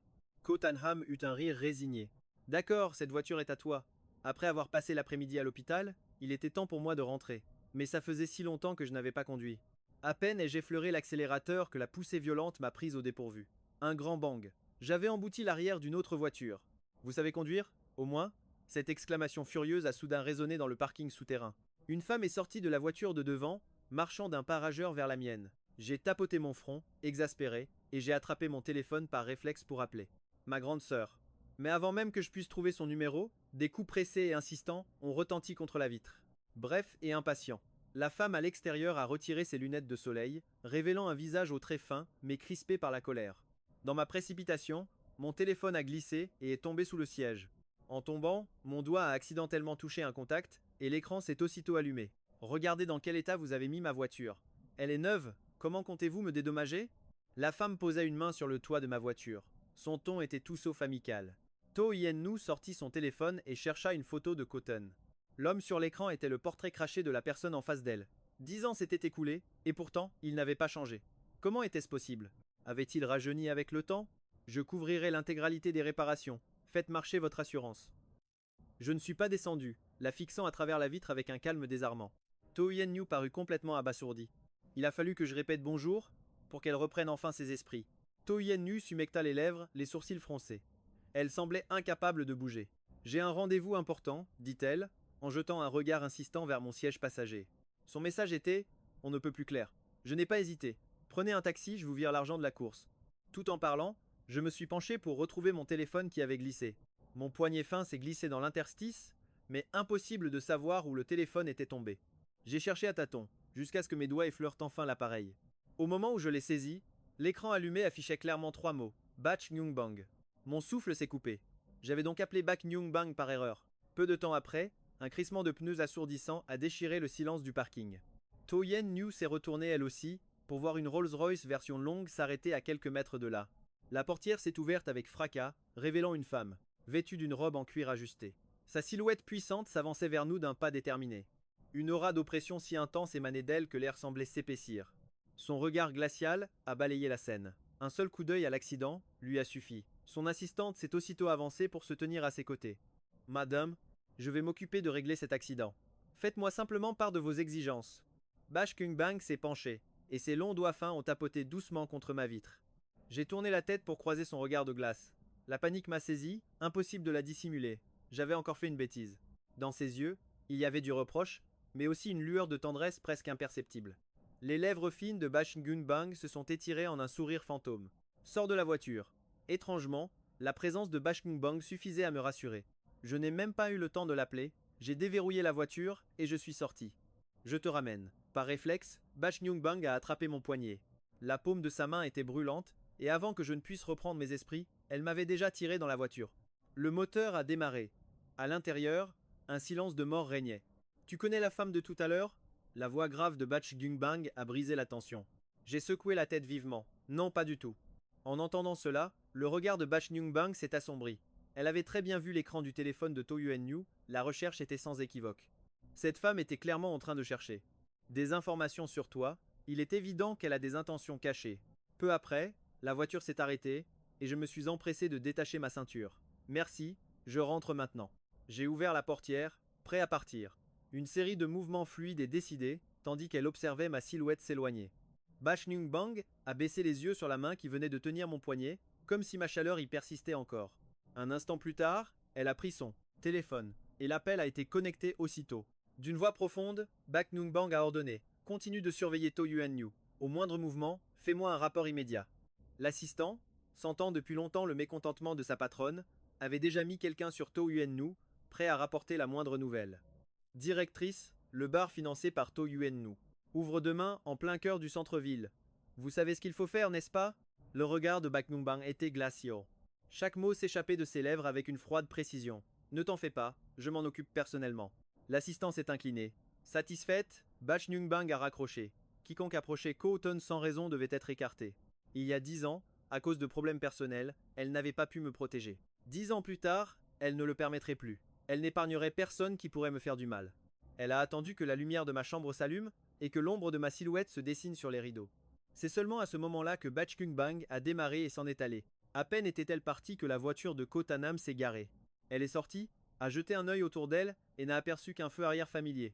La voiture de Bach Kung Bang était si reconnaissable, difficile de la manquer. Bach Kung Bang. Les regards fatigués de Ko Tanham s'est immédiatement empli de méfiance. Elle a rapidement levé la tête vers la chambre de Cotton et s'est précipitée à l'étage. Cotton, j'ai ouvert la porte perplexe et j'ai demandé: qu'est-ce qui se passe, grande sœur?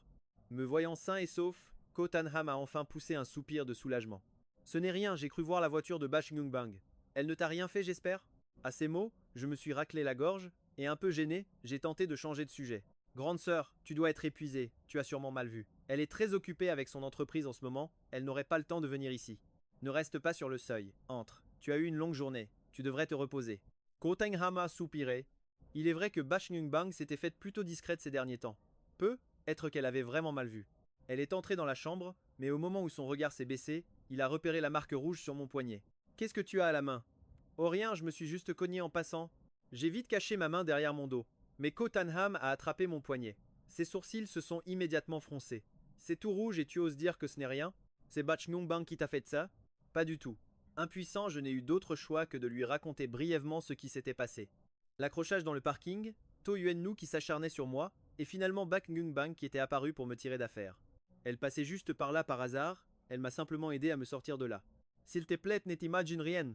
C'est seulement à ce moment que Ko Tanham a pu souffler un peu, mais aussitôt, une vague de culpabilité l'a submergée. Elle a baissé le regard, ses yeux épuisés semblaient perdus dans le vide. En se les frottant, des veines rouges sont apparues, marquant sa fatigue. C'est entièrement ma faute. Je n'ai pas su prendre soin de toi. Ne dis pas ça, grande sœur, arrête de te blâmer. Je peux très bien m'occuper de moi-même. Je l'ai prise par le bras, essayant de la réconforter avec d'autres paroles apaisantes. Le calme est peu à peu revenu dans l'esprit de Kotanam. De retour dans ma chambre, je me suis allongé, fixant le plafond pour me vider la tête. Lentement, la lumière au-dessus de moi s'est estompée pour laisser place à l'image obsédante de Bang dans mon esprit. Son regard était si lointain, ses pupilles sombres me fixaient intensément. C'était comme plonger son regard dans un abîme sans fond. Et puis, l'instant d'après, cette femme a esquissé un sourire vide, presque dément, qui m'était destiné. C'était absolument terrifiant. J'ai secoué la tête vivement, tentant de chasser cette vision, murmurant pour moi-même. C'est alors qu'une notification de message a brisé mes pensées. J'ai attrapé mon téléphone. L'expéditeur était un numéro inconnu, mais le contenu du message m'a glacé le sang. La ceinture dorée de colis est en ma possession. Si tu la veux, rendez-vous demain soir à 20 h. Au barrage d'or. Le message était accompagné d'une photo. Sur la photo, c'était bien la ceinture de championne du monde de Collie. C'était son bien le plus précieux, le symbole de sa victoire. J'ai bondi sur mes pieds, et j'ai tenté de rappeler ce numéro immédiatement, mais je suis tombé sur une voix masculine, froide et robotique. Le numéro que vous demandez n'est pas attribué. Mon premier réflexe a été d'ouvrir ma conversation avec Collie pour tout lui dire, mais mon doigt s'est figé juste au-dessus de l'écran. Non, je ne peux pas faire ça. Ma sœur est encore en convalescence. Si elle apprend que sa ceinture a été volée, elle sera bouleversée et pourrait aggraver sa blessure. Ce serait encore pire. Mes autres sœurs ont leurs propres soucis. J'ai le sentiment que ce message m'est directement adressé. Je me suis mordu la lèvre. Il valait mieux que j'y aille seul pour découvrir ce que cette personne voulait réellement. Seulement, aller seul dans un bar, c'est un peu risqué. J'ai fait défiler mes contacts, et mon regard s'est finalement arrêté sur le nom de Catherine. À cet instant, la seule personne qui pouvait m'aider, c'était probablement mon beau-frère. Le lendemain, je suis allé à l'hôpital comme d'habitude voir Collie. Sans rien mentionner à propos de la ceinture, j'ai demandé nonchalamment des nouvelles de To Yuan-nu. To Yuan-nu, to this? Collie a souri en se redressant. Elle a attrapé un grain de raisin du bout des doigts et l'a porté à sa bouche avec difficulté. La scène était presque comique. C'est l'éternelle seconde, elle ne pense qu'à une seule chose, remporter le championnat. Quand j'ai annoncé ma retraite, elle m'a même appelé pour m'insulter, en disant que je lui cédais la place par pitié. J'ai voulu m'approcher pour l'aider, mais Collie m'a repoussé. Ma jambe est blessée, je ne suis pas handicapé pour autant. Et puis, si je ne bouge pas un peu, mes muscles vont finir par fondre. Impuissante, je me suis rassise pour écouter ma sœur continuer ses lamentations. C'est une vraie tête de mule, obsédée par la course, complètement bornée. Mais pour être honnête, sa persévérance et sa ténacité forcent l'admiration. Mais en plein milieu de sa phrase, Collie s'est arrêtée net, se tournant vers moi avec un regard soudain méfiant. Elle est venue te voir, n'est-ce pas? J'ai hoché la tête, en affichant un sourire serein. Oui, mais ce n'est rien. Nous nous sommes juste croisés par hasard dans le parking souterrain. Ne fais surtout pas attention à elle, m'a immédiatement averti Collie. Cette fille a l'air directe, mais en réalité, elle est pleine de ruses. Pour le titre, elle est capable de tout. Si jamais tu la recroises, pars immédiatement. Ne traîne pas avec elle. J'ai répondu que j'avais compris, mais au fond de moi, une idée commençait déjà à germer. D'après ce que ma sœur venait de dire, même si To Yuan-nu était obsédée par la victoire, elle n'était pas foncièrement mauvaise. Modèle. Mais alors, qui est celui qui m'a menacé avec cette ceinture dorée? L'évaluation des risques terminée, je quittai l'hôpital et envoyai un message à Catherine, lui donnant rendez-vous le soir même au bar L'Âge d'Or. Ensuite, je suis rentré chez moi pour me préparer pour la soirée. La nuit tomba, et les lumières ambrées de la ville s'allumèrent les unes après les autres. La métropole entière fut bientôt enveloppée d'un halo mystérieux. Après une longue journée de travail, Bang se massa les tempes, tendue par la fatigue. Elle s'apprêtait à prendre sa veste pour rentrer chez elle quand son téléphone sonna brusquement. Directrice, nous avons un imprévu. Il semblerait que Cotton soit arrivé au bar. À l'autre bout du fil, la voix hésitante de l'assistant résonna faiblement. L'Âge d'Or. Bing ouvrit brusquement les yeux. Sans même réfléchir, elle bondit sur ses pieds, attrapant sa robe et sa veste posée à côté. Son regard glacial semblait vouloir dévorer le monde entier. Le rugissement d'un moteur déchira l'atmosphère déjà électrique de la nuit, ajoutant une tension palpable. La voiture fila à toute vitesse. Il était hors de question pour elle de laisser Guchen affronter le danger une nouvelle fois. Au même moment, à l'intérieur du bar L'Âge d'Or, les cris et les acclamations semblaient vouloir fendre la nuit en deux. Au moment où le bouchon de champagne sauta, la foule explosa de joie. Au milieu de ce tumulte de néon et d'alcool, sous la jupe légère d'une femme, des charmes se dévoilaient fugacement. Un homme, une épaisse chaîne en or au cou, leva son verre bien haut. Trinquons tous ensemble au succès du directeur général Sukai Gongfa. Au milieu des applaudissements, Suk Xuanru se leva lentement, retira ses lunettes de soleil et accepta la coupe que lui tendait la femme à ses côtés. Sous les lumières des néons, sa veste en cuir rouge foncé. scintillait de mille feux, laissant entrevoir un débardeur noir et une peau laiteuse, un spectacle des plus séduisants. Elle leva sa coupe, son index pointé, vers le plafond, et sa voix grave et froide résonna lentement. Ce soir, tous les frais sont à la charge de Mademoiselle Mu. Mademoiselle Mu était la femme à côté d'elle, l'une des autres investisseuses du bar. Quand une sœur ouvre une nouvelle boutique, il est naturel de venir la soutenir un peu. Les acclamations redoublèrent, tandis que chacun se noyait dans l'euphorie de l'alcool, oubliant les tracas du quotidien. Suxuanru se rassit, sortit son téléphone, ouvrit la fenêtre de discussion avec moi et envoya un message. Peu après, devant l'entrée du bar L'Âge d'Or, un serveur m'arrêta. Bonjour monsieur, puis-je vous demander si vous avez une réservation? Le serveur, visiblement captivé par mon apparence, ne me quittait pas des yeux en me parlant. Je jetai un œil au message que je venais de recevoir avant de lui répondre. Je suis un ami de Mademoiselle Mu, elle m'a demandé de venir. Mademoiselle Mu. Le serveur comprit immédiatement et s'inclina respectueusement. Ah, vous êtes donc l'ami de Sœur Mu Shui. Par ici, je vous accompagne. Il me guida droit à l'intérieur. La musique devenait de plus en plus forte, et sur mon passage, toutes les têtes se tournaient. Même après que je sois passé, les regards ne pouvaient s'empêcher de suivre ma silhouette, comme s'ils en redemandaient. Non loin de là, dans un carré de canapé, Mademoiselle Mu me pointa du doigt, les yeux brillants, et dit à Suxuanru à ses côtés. Hé, regarde ce garçon là-bas, il est incroyablement beau. Ce serait génial s'il pouvait venir s'asseoir avec nous. Suxuanru leva la tête, son regard croisa, le mien. Un sourire se dessina sur ses lèvres, puis elle se leva pour m'accueillir. Gouchen, quelle coïncidence. Mon regard resta glacial. Où est-elle? À ces mots, le regard de Suxuanru vacilla. Paniquée, elle baissa la tête pour se cacher, mais j'avais déjà tout deviné. Mademoiselle Su, vous vous amusez bien? Je perçai son mensonge sans aucun ménagement, une pointe de mépris dans la voix. Votre excuse est bien trop puérile. Avec un esprit comme le vôtre, vous pensez vraiment comprendre une course de voiture? Suxuanru serra les dents. Ce qu'elle détestait le plus, c'était qu'on doute de ses capacités. Mais face au regard moqueur de Gushen, elle ne trouva rien à répliquer. Je la contournai d'un pas, et allai m'asseoir directement sur le canapé à côté. Puis je relevai mes yeux froids vers elle. Je n'ai pas de temps à perdre en bavardage avec vous. Donne-moi la ceinture d'or. Une lueur d'agacement traversa les yeux de Suxuanru. Elle se retourna brusquement, un rire froid aux lèvres. Tu veux la ceinture d'or? Très bien, mais tu devras la regagner toi-même. D'un simple geste de la main de Toyuennu, Mademoiselle Mo comprit aussitôt l'ordre et écarta les autres invités. Un serveur apporta 2 jeux de dés, puis aligna 6 verres vides au centre de la table. Alors, on joue à la roulette, lança Toyuenyu. Elle s'empara des dés avec assurance, sa voix chargée d'un défi à peine voilé. Les règles sont simples. Si je fais un 3, je verse de l'alcool dans un verre. Si tu obtiens le même chiffre, tu dois boire d'un trait tous les verres déjà remplis. Le dernier qui tient debout sans être ivre remporte la victoire. Et la ceinture d'or. Toyuennu haussa un sourcil, un sourire amusé se dessinant sur ses lèvres. Elle était célèbre pour sa résistance à l'alcool, la légende des 1000 verres. Comment un simple garçon pourrait-il la battre? La foule murmura avec stupéfaction. Ce type était fichu. Tout le monde connaissait la réputation de nous. N'était-ce pas un combat joué d'avance? Beaucoup me fixaient comme une proie, attendant de me voir humilié. Mais leur regard me laissait de marbre. J'ai ouvert le gobelet. Le résultat était sans appel. Un 3. Sans la moindre hésitation, j'ai saisi le verre devant moi et l'ai vidé d'un seul coup. La foule explosa en acclamations. Pas mal. C'est rafraîchissant. Je posai le verre en essuyant le coin de ma bouche. Après tout, j'avais pris un remède anti-alcool avant de venir. Au pire, j'aurais un léger mal de tête. Il était hors de question que je ne reparte pas avec cette ceinture d'or ce soir. Mon regard froid et obstiné ne fit qu'attiser l'excitation de Toyuennu. Elle fronça les sourcils, attrapa de nouveau les dés et se mit à les secouer. Dans ce lieu de débauche, les acclamations de la foule s'enchaînaient, vague après vague.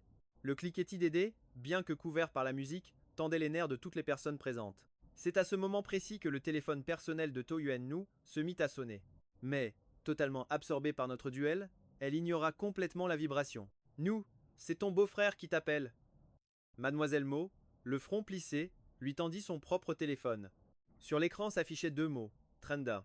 Toyuennu lança un regard agacé avant d'arracher violemment le téléphone des mains de Mademoiselle Mo. Sans ménagement, elle le jeta dans un verre de vin plein, l'appareil vibra 2 fois, comme un appel à l'aide, avant que l'écran ne s'éteigne dans un dernier soupir. Son regard se posa de nouveau sur moi. Ouvre, ordonna-t-elle en désignant mon gobelet. Au même instant, Katren attendait déjà devant le bar. Il n'arrêtait pas de regarder l'heure et de rafraîchir sa conversation avec moi.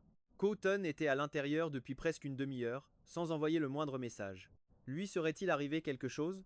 N'osant pas imaginer le pire, il sortit de sa voiture et se précipita vers le bar Golden Edge. Mais à peine arrivé à la porte, une silhouette plus rapide que lui le frôla. Une femme grande et mince, dégageant une aura glaciale, marchait d'un pas pressé. De toute évidence, elle aussi cherchait quelqu'un. Katren resta figée, en la regardant s'éloigner, une étrange impression de déjà-vu. Ce n'est que lorsqu'elle a franchi la porte du bar que j'ai enfin réalisé. C'était Bash Bang. Mais, que pouvait-elle bien faire ici? À peine entrée, le regard perçant de Bash Bang a balayé toute la salle. Sa beauté fulgurante la faisait sortir du lot. Un seul coup d'œil a suffi pour qu'elle me repère, moi qui jouais au dé dans le carré VIP. Voyant la rangée de verres vides devant moi, les lèvres fines de Bash Bang se sont pincées en une ligne dure, et une fureur glaciale a envahi son regard. Sans la moindre hésitation, elle a marché droit vers ma table. Les veines sur sa main ressortaient, et chacun de ses pas dégageait une pression écrasante, comme si elle était prête à dévorer quiconque se mettrait en travers de son chemin. Eh ma belle, ce carré a un code vestimentaire, tu sais. Ta tenue est beaucoup trop classe. Tu ne peux pas entrer. Une femme s'est plantée devant Bang, la toisant de haut en bas avant de la chasser d'un geste méprisant. T'as pas compris les règles? Ton style ne colle pas du tout, encore moins avec un tailleur. Tu te prends pour qui, une grande patronne? Laisse-moi te montrer ta vraie place. Le bar là-bas cherche une serveuse. Tu devrais aller tenter ta chance. Sur ces mots, un sourire mauvais est apparu sur le visage de la femme, qui a attrapé son verre de vin. Elle en a bu une grande gorgée. Le regard glacial de Bang a alors analysé les tenues des autres personnes dans le carré VIP. Entre les blousons de motard et les jeans déchirés, son tailleur détonnait complètement. Alors, calmement, elle a retiré sa veste et l'a jetée sur un canapé. En dessous, une robe blanche moulait ses courbes sensuelles. D'un geste expert, elle a défait les deux premiers boutons, révélant le haut de sa clavicule et dégageant une aura de séduction mortelle. Puis, elle a retroussé ses manches jusqu'aux avant-bras, dévoilant des muscles fins et dessinés. Pendant tout ce temps, son regard n'a pas quitté une seule seconde la femme qui lui faisait obstacle. Exerçant une pression insoutenable, la main de Bang a soudainement jailli pour saisir le collier bon marché que portait l'autre femme, l'arrachant d'un coup sec. Elle l'a ensuite passé autour de son propre cou, avant de baisser les yeux sur la femme, sa voix tranchante comme la glace. Alors, je peux entrer maintenant? Ce regard, c'était comme si elle allait la dévorer vivante. La femme, terrifiée, a perdu toute sa contenance. Elle a dégluti avec peine et s'est écartée dans la précipitation. Pendant ce temps, To Yuen Nu commençait à être sérieusement éméchée. Elle fixait le gobelet de dés dans ma main en criant, excitée: montre! J'ai froncé les sourcils. Même avec le remède anti-gueule de bois, mon estomac se retournait, la sensation était insupportable. J'ai pris une grande inspiration et j'ai tendu la main vers le 5e verre. Soudain, une main brûlante s'est posée sur mon poignet, stoppant net mon geste. Surpris, j'ai relevé la tête. Mon regard a croisé le sien, qui flamboyait de colère. C'était Bang. Elle a attrapé le verre à côté de moi et a demandé d'une voix glaciale: tu as envie de mourir? Mon visage est devenu écarlate.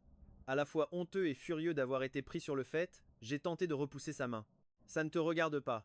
Mais avec tout ce que j'avais bu, mes forces m'avaient déjà abandonné. En essayant de me lever, j'ai vacillé d'un pas et je suis tombé droit dans les bras de Bang. Le choc a été brutal. J'ai perdu l'équilibre, me retrouvant complètement dans son étreinte. Ses mains se sont agrippées à mes épaules, me serrant fort contre elles. Autour de nous, le silence s'est fait, tout le monde retenait son souffle. Bang, lâche-moi, ai-je crié en me débattant pour la repousser. Je n'ai pas encore gagné, je n'ai pas encore récupéré la ceinture d'or. En disant ça, j'ai voulu attraper le gobelet de dés sur la table, mais Bang a fermement bloqué ma main. Ça suffit maintenant. La voix grave de Bang résonna, empreinte d'une autorité sans appel, avant qu'elle ne m'attrape la main pour me faire sortir de là. Mais ma résistance était si acharnée qu'elle peinait à m'approcher. Si tu veux que je parte, alors aide-moi d'abord à la battre à ce jeu. Mon regard commençait déjà à se troubler. Je devais l'admettre, j'avais totalement sous-estimé la puissance de l'alcool ce soir, et encore plus l'endurance de Tu Yan Yu. Suite à mes paroles, le regard de Bang se chargea d'une aura glaciale, et se tourna lentement vers Tu Yan Yu. Sa voix était si froide qu'elle aurait pu figer le sang. Je te donne deux options. Soit tu lui rends la ceinture dorée, soit ce bar qui ouvre ce soir fermera ses portes dès demain. Sa voix tranchante résonna, aux oreilles de tous, parvenant même à couvrir le vacarme de la musique. Tu Yan Yu, qui savourait le spectacle, retrouva brutalement sa lucidité. C'était elle, Bang. Dans tout Haitan, personne n'ignorait à quel point ses méthodes dans les affaires étaient redoutables. La menace de fermer le bar n'était pas des paroles en l'air. Pourtant, admettre sa défaite ainsi était une pilule que To Yen Yu refusait d'avaler. Avait tout manigancé depuis si longtemps, dans le seul but de faire revenir Collie sur le circuit. Si elle abandonnait maintenant, elle ne pourrait jamais digérer une telle humiliation. À peine To Yen Yu ouvrit-elle la bouche pour se justifier que Bang la coupa net. Tu as 10 secondes pour réfléchir. Le visage impassible, Bang sortit son téléphone, son doigt suspendu au-dessus du numéro de son assistant, prêt à lancer l'appel à tout moment. Je la donne. To Yen Yu céda aussitôt. À contre-cœur, elle sortit la ceinture dorée de son sac et la tendit. La voilà, prenez-la. Bang rangea son téléphone, prit la ceinture et se tourna vers moi alors que je perdais conscience. Elle laissa échapper un léger soupir avant de me soutenir. Appuyé contre elle, je marmonnais encore dans mon délire. Bachengung Bang, espèce de garce, ne me touche pas. Bachengung Bang demanda à un serveur de prendre la ceinture et de la suivre. En arrivant à la sortie, elle tomba nez à nez avec Katran, venu me chercher. Katran s'avança vivement, mais quand il reconnut le visage de Bachengung Bang, il s'effilla sur place. Il connaissait son histoire, celle qui avait rompu leur fiançailles, causant l'accident et la disparition de Khotan, et qui maintenant s'accrochait à lui tel un fantôme. Laisse-le-moi, lança Katran d'une voix froide. Son regard, méfiant mais sans peur, fixait Bachengung Bang droit dans les yeux. Bachengung Bang lui jeta un regard glacial. Il est complètement ivre, tu ne t'en sortiras pas seul. Montre le chemin, je vous ramène. Sa voix était toujours aussi distante, mais le regard qu'elle posait sur moi était, lui, rempli d'une profonde inquiétude. Elle n'osait pas imaginer ce qui serait arrivé à Khotan si elle était arrivée ne serait-ce qu'un instant plus tard. Pendant un moment, même Katran ne sut que penser. Pour Khotan, Bachengung Bang ressentait-elle de la haine ou bien de l'amour? Il la dévisagea, puis finit par hocher la tête. Pour l'instant, l'essentiel était de ramener Khotan en sécurité à la maison. Alors qu'il quittait le bar, je continuais de me débattre faiblement dans les bras de Bachengung Bang. La ceinture de sœur tue. Je ne peux pas tomber, on ne l'a pas encore récupérée. La main de Bachengung Bang se resserra sur ma taille. Ne bouge plus, murmura-t-elle fermement. La ceinture est en sécurité. Cette voix familière, comme une brise, fraîche, vint dissiper le brouillard dans mon esprit. J'ouvris lentement les yeux, mais mon regard restait vide, incapable de la reconnaître. Qui êtes-vous? Je suis saoul. Mes joues étaient empourprées, mon expression hagarde, semblable à celle d'un chaton égaré. Bachengung Bang resta silencieuse. Elle m'installa délicatement dans la voiture de Katran, puis lui remit la ceinture dorée. Désolé pour le dérangement. Katran fut si déconcerté par l'attitude inhabituelle de Bachengung Bang qu'il en perdit ses mots.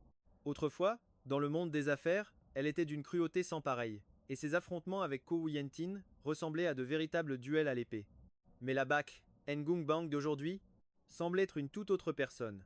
Pourtant, ses préjugés tenaces empêchaient Katran de ressentir la moindre sympathie pour elle. Madame Bach, inutile de préciser que ma relation avec Khotan est bien plus intime que la vôtre. Sur ces mots, il prit la ceinture dorée, lui adressa un bref signe de tête et tourna les talons pour monter dans sa voiture. Bachengung Bang massa ses tempes douloureuses. D'un geste rageur, elle arracha le collier bon marché qu'elle portait, le jaugea avec un mépris infini, avant de le jeter dans la poubelle la plus proche. Son regard se posa ensuite sur le bar Golden Edge, ses yeux déjà froids devenant aussi tranchants que des lames. Tu Huyen, New, nous allons régler cette dette, petit à petit. À peine Bachengung Bang était-elle partie qu'une Lamborghini d'un rouge flamboyant freina brusquement devant le bar. La portière s'ouvrit, révélant un homme, entièrement vêtu d'une combinaison de moto noire, des lunettes de soleil posées sur sa tête. Ses yeux étirés débordaient d'une aura meurtrière. Il entra dans le bar, ses bottes de motard martelant le sol, dégageant une présence si écrasante que les employés n'osaient pas ouvrir la bouche, se contentant de baisser la tête. L'homme se dirigea droit vers le carré VIP, son regard sombre balayant chaque table, pour finalement se fixer sur la très visible Mademoiselle Mo. À la vue de ce dieu de la mort, le cœur de Mademoiselle Mo manqua un battement. Elle se força à arborer un sourire obséquieux. Beau-frère, te voilà. Viens t'asseoir, je te sers un verre. Tout en parlant, elle lui tendit un verre de vin, mais l'homme l'ignora superbement. Sa voix glaciale trancha. Où es-tu, Yen New? Sœur New, elle. Mademoiselle Mo cherchait désespérément un mensonge quand des bruits de pas se firent entendre non loin. Tu Yen New sortit en titubant des toilettes. Elle venait de vomir, ce qui avait un peu apaisé son mal. Mais elle bouillonnait encore de la frustration de sa défaite. S'adressant à Khotan, elle cria « Je n'ai pas peur de lui, moi ». La voix de Tu Yen New était chargée d'un défi non dissimulé. Mademoiselle Mo se précipita pour lui couvrir la bouche, jetant un regard suppliant à l'homme tout en s'empressant d'expliquer. Beau-frère, elle a trop bu, elle dit n'importe quoi, ne fais pas attention. Khotan. La question de l'homme tomba comme un coup près, chargé d'une pression écrasante. Tu Yen New repoussa violemment la main de Mademoiselle Mo et s'approcha de lui. Un sourire narquois étira ses lèvres. C'est le petit frère de Collie. Plutôt séduisant, tu ne trouves pas? Tu Yen New sortit son téléphone, ouvrit sa galerie et lui brandit sous le nez une photo de Tulutu trouvée sur internet. Le regard de l'homme devint instantanément féroce, comme s'il s'apprêtait à la dévorer sur place. Ses yeux se figèrent sur l'écran, puis, lentement, il leva la main, attrapa l'oreille de Tu Yen New et la tordit sans ménagement. Aïe! La douleur fulgurante la dégrisa en une seconde. Elle se mit aussitôt à le supplier. Ada, j'ai eu tort, s'il te plaît, lâche-moi. Tranda, le fiancé de Tu Yen New, était tristement célèbre pour son tempérament explosif. Il serra les dents, fusillant Tu Yen New d'un regard rempli de haine. Tu as pris de l'assurance, hein? Tu ignores mes appels pour venir flirter ici. En croisant son regard, Tu Yenniu perdit toute sa bravade. Il ne lui restait plus que les supplications. Elle ne craignait ni le ciel ni la terre, mais elle était terrifiée par le caractère de feu de Tranda. Le vertige, à peine dissipé, revint en force, mêlé à la douleur lancinante à son oreille. Le monde s'assombrit devant ses yeux, et Tu Yenniu perdit connaissance. Pendant ce temps, devant la villa de la famille Ko, pourquoi est-ce qu'elle ne répond pas? Ko Tanham, dévoré par l'inquiétude, attrapa sa veste, prête à sortir pour me retrouver. D'habitude, à cette heure, il aurait dû être rentré depuis. Un bon moment. Mais ce soir, aucun signe de vie, il ne répondait même pas au téléphone. Ko Tanham était si inquiète qu'elle s'apprêtait à appeler la police quand elle a aperçu la voiture de Katren devant la porte. Ne t'inquiète plus, Hatton est avec moi, résonna la voix de Katren. Ko Tanham poussa un soupir de soulagement. Elle reposa le téléphone avec lequel elle allait contacter la police et se précipita vers lui. La portière de la voiture s'ouvrit, révélant mon corps allongé sur la banquette arrière. J'avais trop bu, mon visage était pâle et mes sourcils froncés, l'air de vraiment souffrir. Katren m'aida à me redresser. Il est allé chercher la ceinture d'or pour la 4e demoiselle. Il a un peu trop bu en chemin. Prends bien soin de lui. Ko Tanham m'a pris dans ses bras. C'est à ce moment-là que Katren a sorti la fameuse ceinture d'or. Il avait prévu de divorcer de Ko Yuan-tin et ne voulait plus se mêler des affaires de la famille Ko, mais ma confiance en lui était telle qu'il ne pouvait tout simplement pas m'ignorer. Merci beau-frère, dit Ko Tanham en me tenant, le remerciant à plusieurs reprises. Katren hocha simplement la tête. Ne m'appelle plus beau-frère. La procédure de divorce est déjà en cours, ce ne sera bientôt plus qu'une question de temps. Ko Tanham réalisa sa gaffe et s'apprêtait à s'excuser, mais Katren était déjà remonté dans sa voiture. Le véhicule s'éloigna rapidement. Ko Tanham me regarda dans ses bras et soupira, impuissante. Ce gamin lui causait toujours du souci, mais en voyant la ceinture d'or dans sa deux mains, elle ne put s'empêcher de pester. Cette satanée 4e demoiselle ne fait que m'attirer des ennuis. Le lendemain matin, To Yenniu ouvrit les yeux et se rendit compte qu'elle était dans son propre lit, à la maison. Elle se massa les tempes douloureuses, sentant, son corps entièrement courbaturé, comme si on l'avait roué de coups. Elle se redressa avec peine. À peine sa vision redevint-elle nette, qu'elle sursauta en voyant un homme assis sur une chaise non loin de là. Trenda, qu'est-ce que tu fais ici? En plein jour, j'ai cru voir un fantôme. To Yenniu soupira, se plaignant par habitude. To Yenniu, tu cherches à mourir?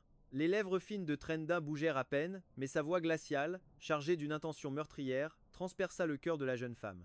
To Yenniu fut instantanément dégrisé. Trenda, ne crois pas que sous prétexte que nous sommes fiancés, tu peux faire tout ce que tu veux. Ce que je fais, ça ne te regarde pas. Qui est Ko Ten? Reprit Trenda, son regard plus froid que jamais. C'était la 2e fois qu'il posait cette question. Le visage de To Yenniu se crispa immédiatement. Elle regarda avec méfiance cet homme qui ressemblait à un dieu de la mort.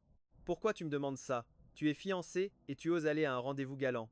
To Yenniu, si tu veux te faire tuer, dis-le franchement. Trenda avait l'air féroce, son regard semblait vouloir la dévorer toute crue. La patience de To Yenniu s'épuisait face à cette dispute. Sale type autoritaire et puant, que j'ai un rendez-vous ou non, ça ne te regarde absolument pas. Qu'est-ce que tu viens de dire? Trenda se leva d'un bond et s'approcha d'elle, la fureur dans ses yeux sur le point de déborder. Comment ça ne me regarde pas? Tu es fiancé avec moi. Si tu t'amuses dehors, c'est une gifle en plein visage pour moi. To Yenniu laissa échapper un petit rire indifférent. Tout ça, ce n'est qu'une question d'ego pour toi. Ne crois pas que je ne sais pas à quoi tu penses. Trenda prit une profonde inspiration, essayant de calmer sa colère. Je te préviens une dernière fois. Si j'apprends par quelqu'un d'autre que tu agis en secret dans mon dos, que ce soit. Ces effrontés qui jouent les amants ou les hommes que tu aguiches, je n'épargnerai personne. Sur ces mots, Trenda tourna les talons et partit, sans la moindre hésitation. À peine Trenda fut-il parti que le téléphone de To Yenniu se mit à sonner. Sœur Niu, c'est la panique. Quelqu'un est en train de semer le trouble dans notre bar, cria une voix à l'autre bout du fil. La voix de Mushui était empreinte de panique. Suwanru a immédiatement pensé à Bai Ningbing et a grincé des dents. C'est sûrement cette garce de Bai. L'affaire n'était-elle pas réglée hier? On lui a donné la ceinture dorée de Guchen, tout devait être terminé. Pourquoi vient-elle encore chercher des noises? Sœur Ru, arrête de t'énerver. La voix de Mushui portait une pointe d'impuissance. Tu as souhaité que son protégé finisse dans cet état, et tu espérais que ça se termine en douceur? La présidente Bai a déjà été bienveillante de ne pas faire fermer notre nouveau bar. Suwanru serra les dents, une expression de mépris sur le visage. Mushui, de quel côté es-tu au juste? Pourquoi prends-tu sa défense? Mushui ignora sa colère, sa voix se faisant plus sérieuse. Franchement, si tu veux que Gulli reprenne la course, c'est une chose, mais ne t'en prends plus à Guchen. La présidente Bai le protège comme la prunelle de ses yeux. Si tu le provoques, ne cherches-tu pas la mort? Suwanru, elle, n'avait peur de rien ni de personne, osant franchir les limites pour irriter Bai Ningbing. Mais Mushui n'osait pas. La famille Mu ne pouvait supporter la colère ni de Bai Ningbing, ni de la famille Gu. Suwanru a lâché quelques jurons avant de raccrocher brutalement. Assise sur son lit, elle s'arracha les cheveux de frustration. Allait-elle vraiment abandonner comme ça? Elle refusait de l'accepter. Soudain, une idée germa dans l'esprit de Suwanru, et ses yeux s'illuminèrent. Gully n'est-elle pas celle qui aime le plus son petit frère? Si Guchen lui-même l'a persuadée, peut-être que Gully changerait d'avis. C'est décidé. Suwanru prit son téléphone et commença à chercher des contacts pour me localiser, tant que cela pouvait faire revenir Gully sur les circuits. Elle était prête à tout essayer. Dans la villa de la famille Gu, j'ouvris lentement les yeux. Au moment où ma conscience revint, j'aspirai une grande bouffée d'air froid. Aïe, pourquoi ai-je si mal à la tête? Gu Qinghan, qui attendait près du lit, entendit du mouvement et entra aussitôt. Sa voix était pleine de reproches, mais elle ne pouvait cacher son inquiétude. Pour cette stupide ceinture de ta quatrième sœur, tu as bu au point de ne plus reconnaître personne. Ce serait étrange que tu n'aies pas mal à la tête. Elle me tendit un verre d'eau au miel. Voilà de l'eau mielée, bois un peu.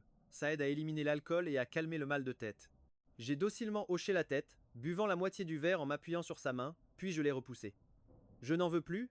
C'est un peu écœurant. À peine avais-je parlé que Gu Qinghan me tendait déjà un mouchoir. J'ai essuyé la goutte au coin de ma bouche, puis, comme si je me souvenais de quelque chose, j'ai tourné la tête vers Gu Qinghan pour demander. Hier, tu ne t'es pas disputé avec Bai Ningbing, n'est-ce pas? Elle m'a aidé et m'a ramené. Si tu t'es vraiment disputé avec elle, tu dois lui présenter tes excuses. Le visage de Gu Qinghan se glaça instantanément. Bai Ningbing était avec toi hier, et elle a laissé une bande de minables te saouler comme ça? Elle se dit femme? Oh, ce n'est pas ce que tu crois. J'ai réagi au quart de tour, attrapant le bras de ma sœur qui s'apprêtait à se lever, furieuse. C'est moi qui ai voulu faire un concours de boissons avec Suwanru, ça n'a rien à voir avec elle. En plus, elle m'a aidé à récupérer la ceinture dorée. Ne l'accuse pas à tort. Gu Qinghan resta un instant interdite, ne trouvant rien à répondre. Après un long silence, elle calma sa colère et retroussa ses manches. C'est bon, j'ai compris. Va te brosser les dents et te laver le visage. Je descends te préparer quelque chose à manger. Quelque chose de léger pour ménager ton estomac. En sortant de la salle de bain, j'ai pris mon téléphone pour descendre et j'ai vu un message d'un numéro inconnu. Tu as besoin d'appeler des renforts après seulement quelques verres? Si tu as du cran, rends-moi la ceinture dorée. Ne le dis pas à Bai Ningbing. Réglons ça à la loyale, juste toi et moi. Je ricane froidement avant de répondre. Tu as volé la ceinture d'or de ma sœur, et je n'ai pas appelé la police. Considère déjà que je t'ai laissé une chance de t'en sortir, rien qu'avec. Tes agissements, si je publiais ça en ligne ou si j'envoyais un mot à l'association des courses automobiles, ta réputation serait finie. Tu serais banni de toute compétition, c'est certain. Hir, j'étais trop pressé. J'avais peur que ma sœur soit bouleversée en apprenant pour le vol, alors je n'ai rien dit. Mais maintenant que j'ai les idées claires, je ne vais plus être indulgent avec To Yuen Nu. Je reçois une réponse presque immédiate. Tu racontes n'importe quoi, je ne suis pas une voleuse. Cette ceinture, c'est ta sœur qui l'a laissée dans le club sans fermer la porte. Je suis juste entré la prendre. Collie est une passionnée de course. Elle a eu son propre club très jeune et ne le fermait que rarement à clé. Je regarde son message. Parfait. Elle avoue être entrée sans permission pour prendre des affaires. Les caméras de surveillance ont certainement tout filmé. Je vais aller récupérer les enregistrements. Si tu oses encore m'importuner, je mettrai la vidéo en ligne pour que tout le monde voit qui tu es vraiment. Après avoir envoyé ce message menaçant, j'éteins mon téléphone. Une personne comme To Yen-nu ne comprend que la manière forte. Il faut lui donner une bonne leçon. Le petit déjeuner préparé avec soin par Ko Tanam est servi. Tout en mangeant, je raconte à ma deuxième sœur ce qui s'est passé hier. Une fois l'odeur d'alcool dissipée, je me prépare pour aller à l'hôpital voir ma quatrième sœur. En voiture, je passais des ventes les portails de la villa des Bachnyungbang. Au même moment, je la vois sortir pour monter dans sa voiture. Nos regards se croisent un bref instant. Par réflexe, j'écrase l'accélérateur pour fuir au plus vite. Je ne sais toujours pas comment lui faire face. Le guest de Bachnyungbang, pour monter dans sa voiture, s'interrompt. En voyant ma voiture filer à toute allure, un sourire désarmé se dessine sur ses lèvres. Elle a attendu toute la matinée, sans recevoir le moindre message, ni même un appel, de remerciement. Et voilà que je la fuyais comme la peste. Suis-je donc si repoussante à ses yeux? Son regard profond s'assombrit. Une aura glaciale, interdisant toute approche, émane de Bachnyungbang. Je me gare sur le parking de l'hôpital. À peine sorti de la voiture, une silhouette familière me bloque le passage. C'est donc toi, To Yen-nu. Sais-tu seulement ce qu'il en coûte de me provoquer? To Yen-nu, furieuse, me barre la route, sa voix chargée de méchanceté. À bout de patience, je décide d'inverser les rôles. Sans la moindre peur, je m'approche d'elle, pas à pas. Alors que nous sommes sur le point de nous toucher, To Yen-nu est effrayée par mon audace. Elle recule, ses pas sont mal assurés, et sa voix se met à bégayer. Qu'est-ce que tu veux faire? C'est un parking, il y a des caméras. Si tu oses me toucher, je ne te le pardonnerai pas. Un sourire moqueur se dessine sur mes lèvres. Que crois-tu que je vais te faire? Même une femme comme Bachnyungbang ne m'intéresse pas. Alors crois-tu vraiment que je pourrais te prêter la moindre attention? To Yen-nu semble perplexe, mais la seconde d'après, son regard se fige sur quelque chose derrière moi, ses yeux s'écarquillent. Avant même que je puisse me retourner, une voix froide et familière retentit dans mon dos. C'était Bach Nungbang.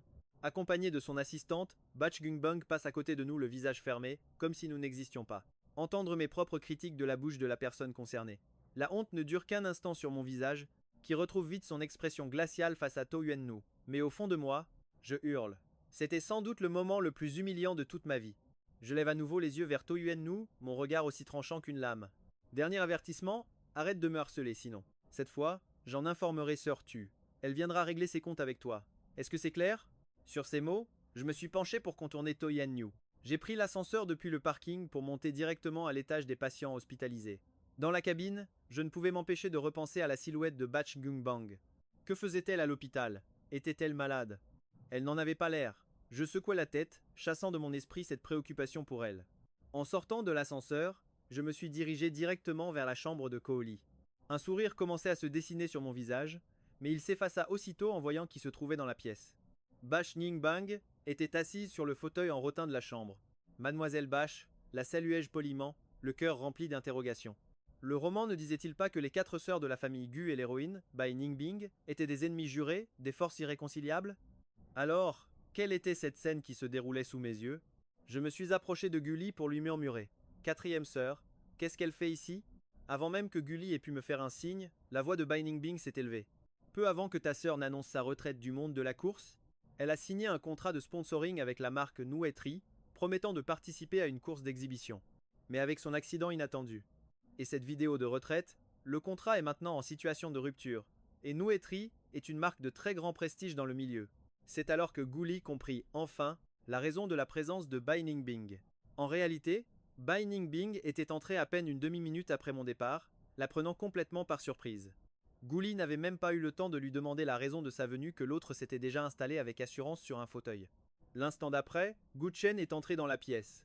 Je collabore avec Nuetri. En quoi cela te regarde? Gulli fronça les sourcils, sa voix chargée de méfiance. Elle n'oubliait pas que la femme en face d'elle était celle qui avait causé l'accident et la disparition de son frère. Bai Ningbing, elle, était venue parfaitement préparée. Elle annonça calmement. De Nuetri, je suis l'actionnaire de contrôle. Elle n'avait jamais eu aucun intérêt pour le monde de la course automobile. Mais en apprenant que je prenais soin de Gulli, et en voyant sur internet que leur contrat n'était pas encore terminé, elle a immédiatement jeté son dévolu sur Nuetri. Elle n'a pas hésité à dépenser une somme colossale pour racheter les parts de plusieurs actionnaires vendeurs, obtenant juste assez de pouvoir pour prendre les décisions. Sans cela, elle aurait manqué sa chance d'obtenir une raison parfaitement légitime de me rencontrer. Depuis l'empoisonnement, Sakura était toujours en convalescence. Elle ne voulait pas utiliser la maladie de Sakura comme prétexte, sachant que cela ne ferait que blesser Gu Chen à chaque rencontre.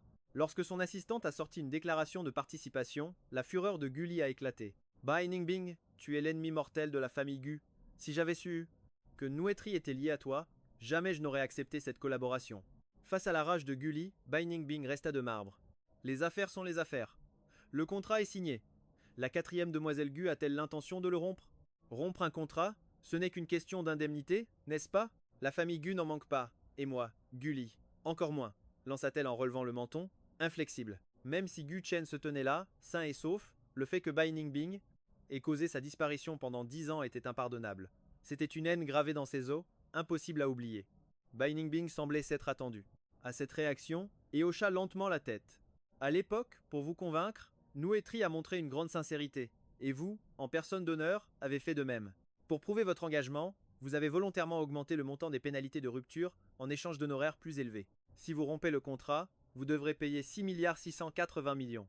Mes yeux se sont écarquillés. Je regardais Gulli, sous le choc. 6,680 millions. Gulli, à quoi pensais-tu? Comment as-tu pu signer une clause de pénalité aussi énorme? Mon regard s'est alors tourné vers Bai Ningbing, comme si je faisais face à la plus malhonnête des commerçantes. Ce contrat est insensé. La prime de sponsoring n'atteignait même pas 1 milliard. Comment les pénalités peuvent-elles être aussi élevées? Mon regard furieux sembla faire naître une lueur d'amusement dans les yeux de Bai Ningbing. Elle a remarqué que je la fixais et a soutenu mon regard sans ciller. Elle semblait savourer ces instants où, dans mes yeux, il n'y avait de place pour personne d'autre qu'elle. Le regard insistant de Bach Ningbang agaça profondément Kohli, qui explosa. Bach Ngunbang, arrête de dévisager mon petit frère. Si seulement ses blessures ne la retenaient pas, elle se serait déjà jetée sur Bach Ngunbang pour lui faire regretter son audace. Ignorant la colère de Kohli, Bach Ngunbang s'adressa directement à moi, d'un ton parfaitement calme. D'après mes informations, l'indemnité de rupture de contrat, était de 66,8 millions, mais c'est la quatrième demoiselle Co qui a elle-même augmenté la somme à 6,68 milliards pour prouver sa bonne foi. Mon visage se crispa instantanément. Collie paniqua et, avant que ma colère n'éclate, elle reconnut humblement son erreur. Ce n'était pas pour l'argent, j'ai simplement l'habitude de m'investir à fond, je n'avais pas prévu que ça tournerait mal. Je la fixai intensément, mon regard partagé entre le reproche d'un amour déçu et une profonde tristesse. Pendant les 10 années de mon absence, qu'avez-vous donc traversé pour devenir si extrême? Ma quatrième sœur a été gravement blessée, je ne la laisserai plus jamais se mettre en danger. Sur le visage déterminé du jeune homme, on pouvait lire une volonté de faire de protéger sa sœur, mêlée à une immense inquiétude. En voyant cette protection aveugle que j'offrais aux sœurs Co, une jalousie féroce et une envie dévorante s'emparèrent de Batch King Bang. Quelle chance insolente avaient ces 4 sœurs Co pour avoir un frère aussi parfait. Quoi qu'il en soit, l'indemnité de rupture de contrat devait être payée. À cet instant, Bash Nyung Bang ressemblait à une propriétaire terrienne impitoyable, sa voix était d'une froideur tranchante. J'ai même pensé qu'elle cherchait à se venger de ma sœur, mais 6,68 milliards n'est pas une petite somme. Je ne les ai pas, mais la famille Ko, si. Alors que j'étais sur le point d'accepter, la voix de Bash Nyung Bang retentit de nouveau, surprenante. Si vous ne voulez pas payer l'indemnité, il existe une autre solution. Le contrat ne porte que sur quelques photos publicitaires et une course d'exhibition, rien de dangereux. Une fois que la quatrième demoiselle Ko sera remise, sur pied, elle n'aura qu'à honorer ses engagements. Elle parlait d'un ton si léger, comme s'il s'agissait d'une simple affaire commerciale, sans la moindre once d'émotion. Elle leva les yeux vers moi et ajouta « Si vous n'êtes pas tranquille, vous pourrez superviser l'intégralité du processus pour garantir la sécurité de votre sœur. » Je restais méfiant. Un instant plus tôt, elle était arrivée ici, animée par une rage destructrice. Comment cette affaire pouvait-elle se régler si simplement? Y aurait-il un autre piège? Comme si elle lisait dans mes pensées, Bash Nyung Bang me devança d'un ton qui se voulait sincère, sans la moindre manigance. La quatrième demoiselle Ko est une figure très populaire dans le monde de la course, et elle est très appréciée des internautes. Ce dont notre entreprise a besoin, c'est de son influence personnelle. Je fronçai les sourcils, toujours hésitant. Mais ma sœur vient à peine de publier sa vidéo annonçant sa retraite du monde de la course. Participer à une publicité et à une exhibition, ne serait-ce pas revenir sur sa parole? Collie n'y avait même pas pensé, mais moi, je veillais sur elle. Une vague de chaleur envahit son cœur. Ashen était vraiment son ange gardien. Avec un tel frère, que pouvait-elle demander de plus? Mais Bash King Bang avait tout anticipé. Chaque objection que je pouvais soulever, elle y avait déjà trouvé une solution. Nous nous baserons sur la date de signature du contrat. Cet engagement a donc été pris avant la publication de la vidéo de retraite de la demoiselle Ko. Il suffira de publier une vidéo d'explication pour justifier la situation. Son sens des responsabilités est irréprochable, elle mène chaque tâche à la perfection, protégeant ainsi la réputation de la quatrième demoiselle de la famille Ko. En voyant la manière dont elle a tout orchestré, avec une logique et une précision impeccables, je n'avais plus rien à redire. Après tout, nous risquions de perdre près de 7 milliards avant même d'avoir commencé. Une telle somme, ça fait mal, peu importe votre fortune. Satisfaite de mon approbation, Back in Gung Bang se leva, me salua d'un simple au revoir avant de s'éclipser. Collie, toujours aussi têtu, marmonna entre ses dents. Si j'avais su que tu étais impliqué, jamais je n'aurais collaboré avec Nitri. Ce ne sont que 6,68 milliards après tout. Je couvrirai la perte. Moi, Collie, je ne suis pas à ça près. Comment pouvait-elle être aussi aveugle face aux intentions de Back in Gung Bang? Ce voyou? Il était évident qu'il convoitait une nouvelle fois son précieux petit frère.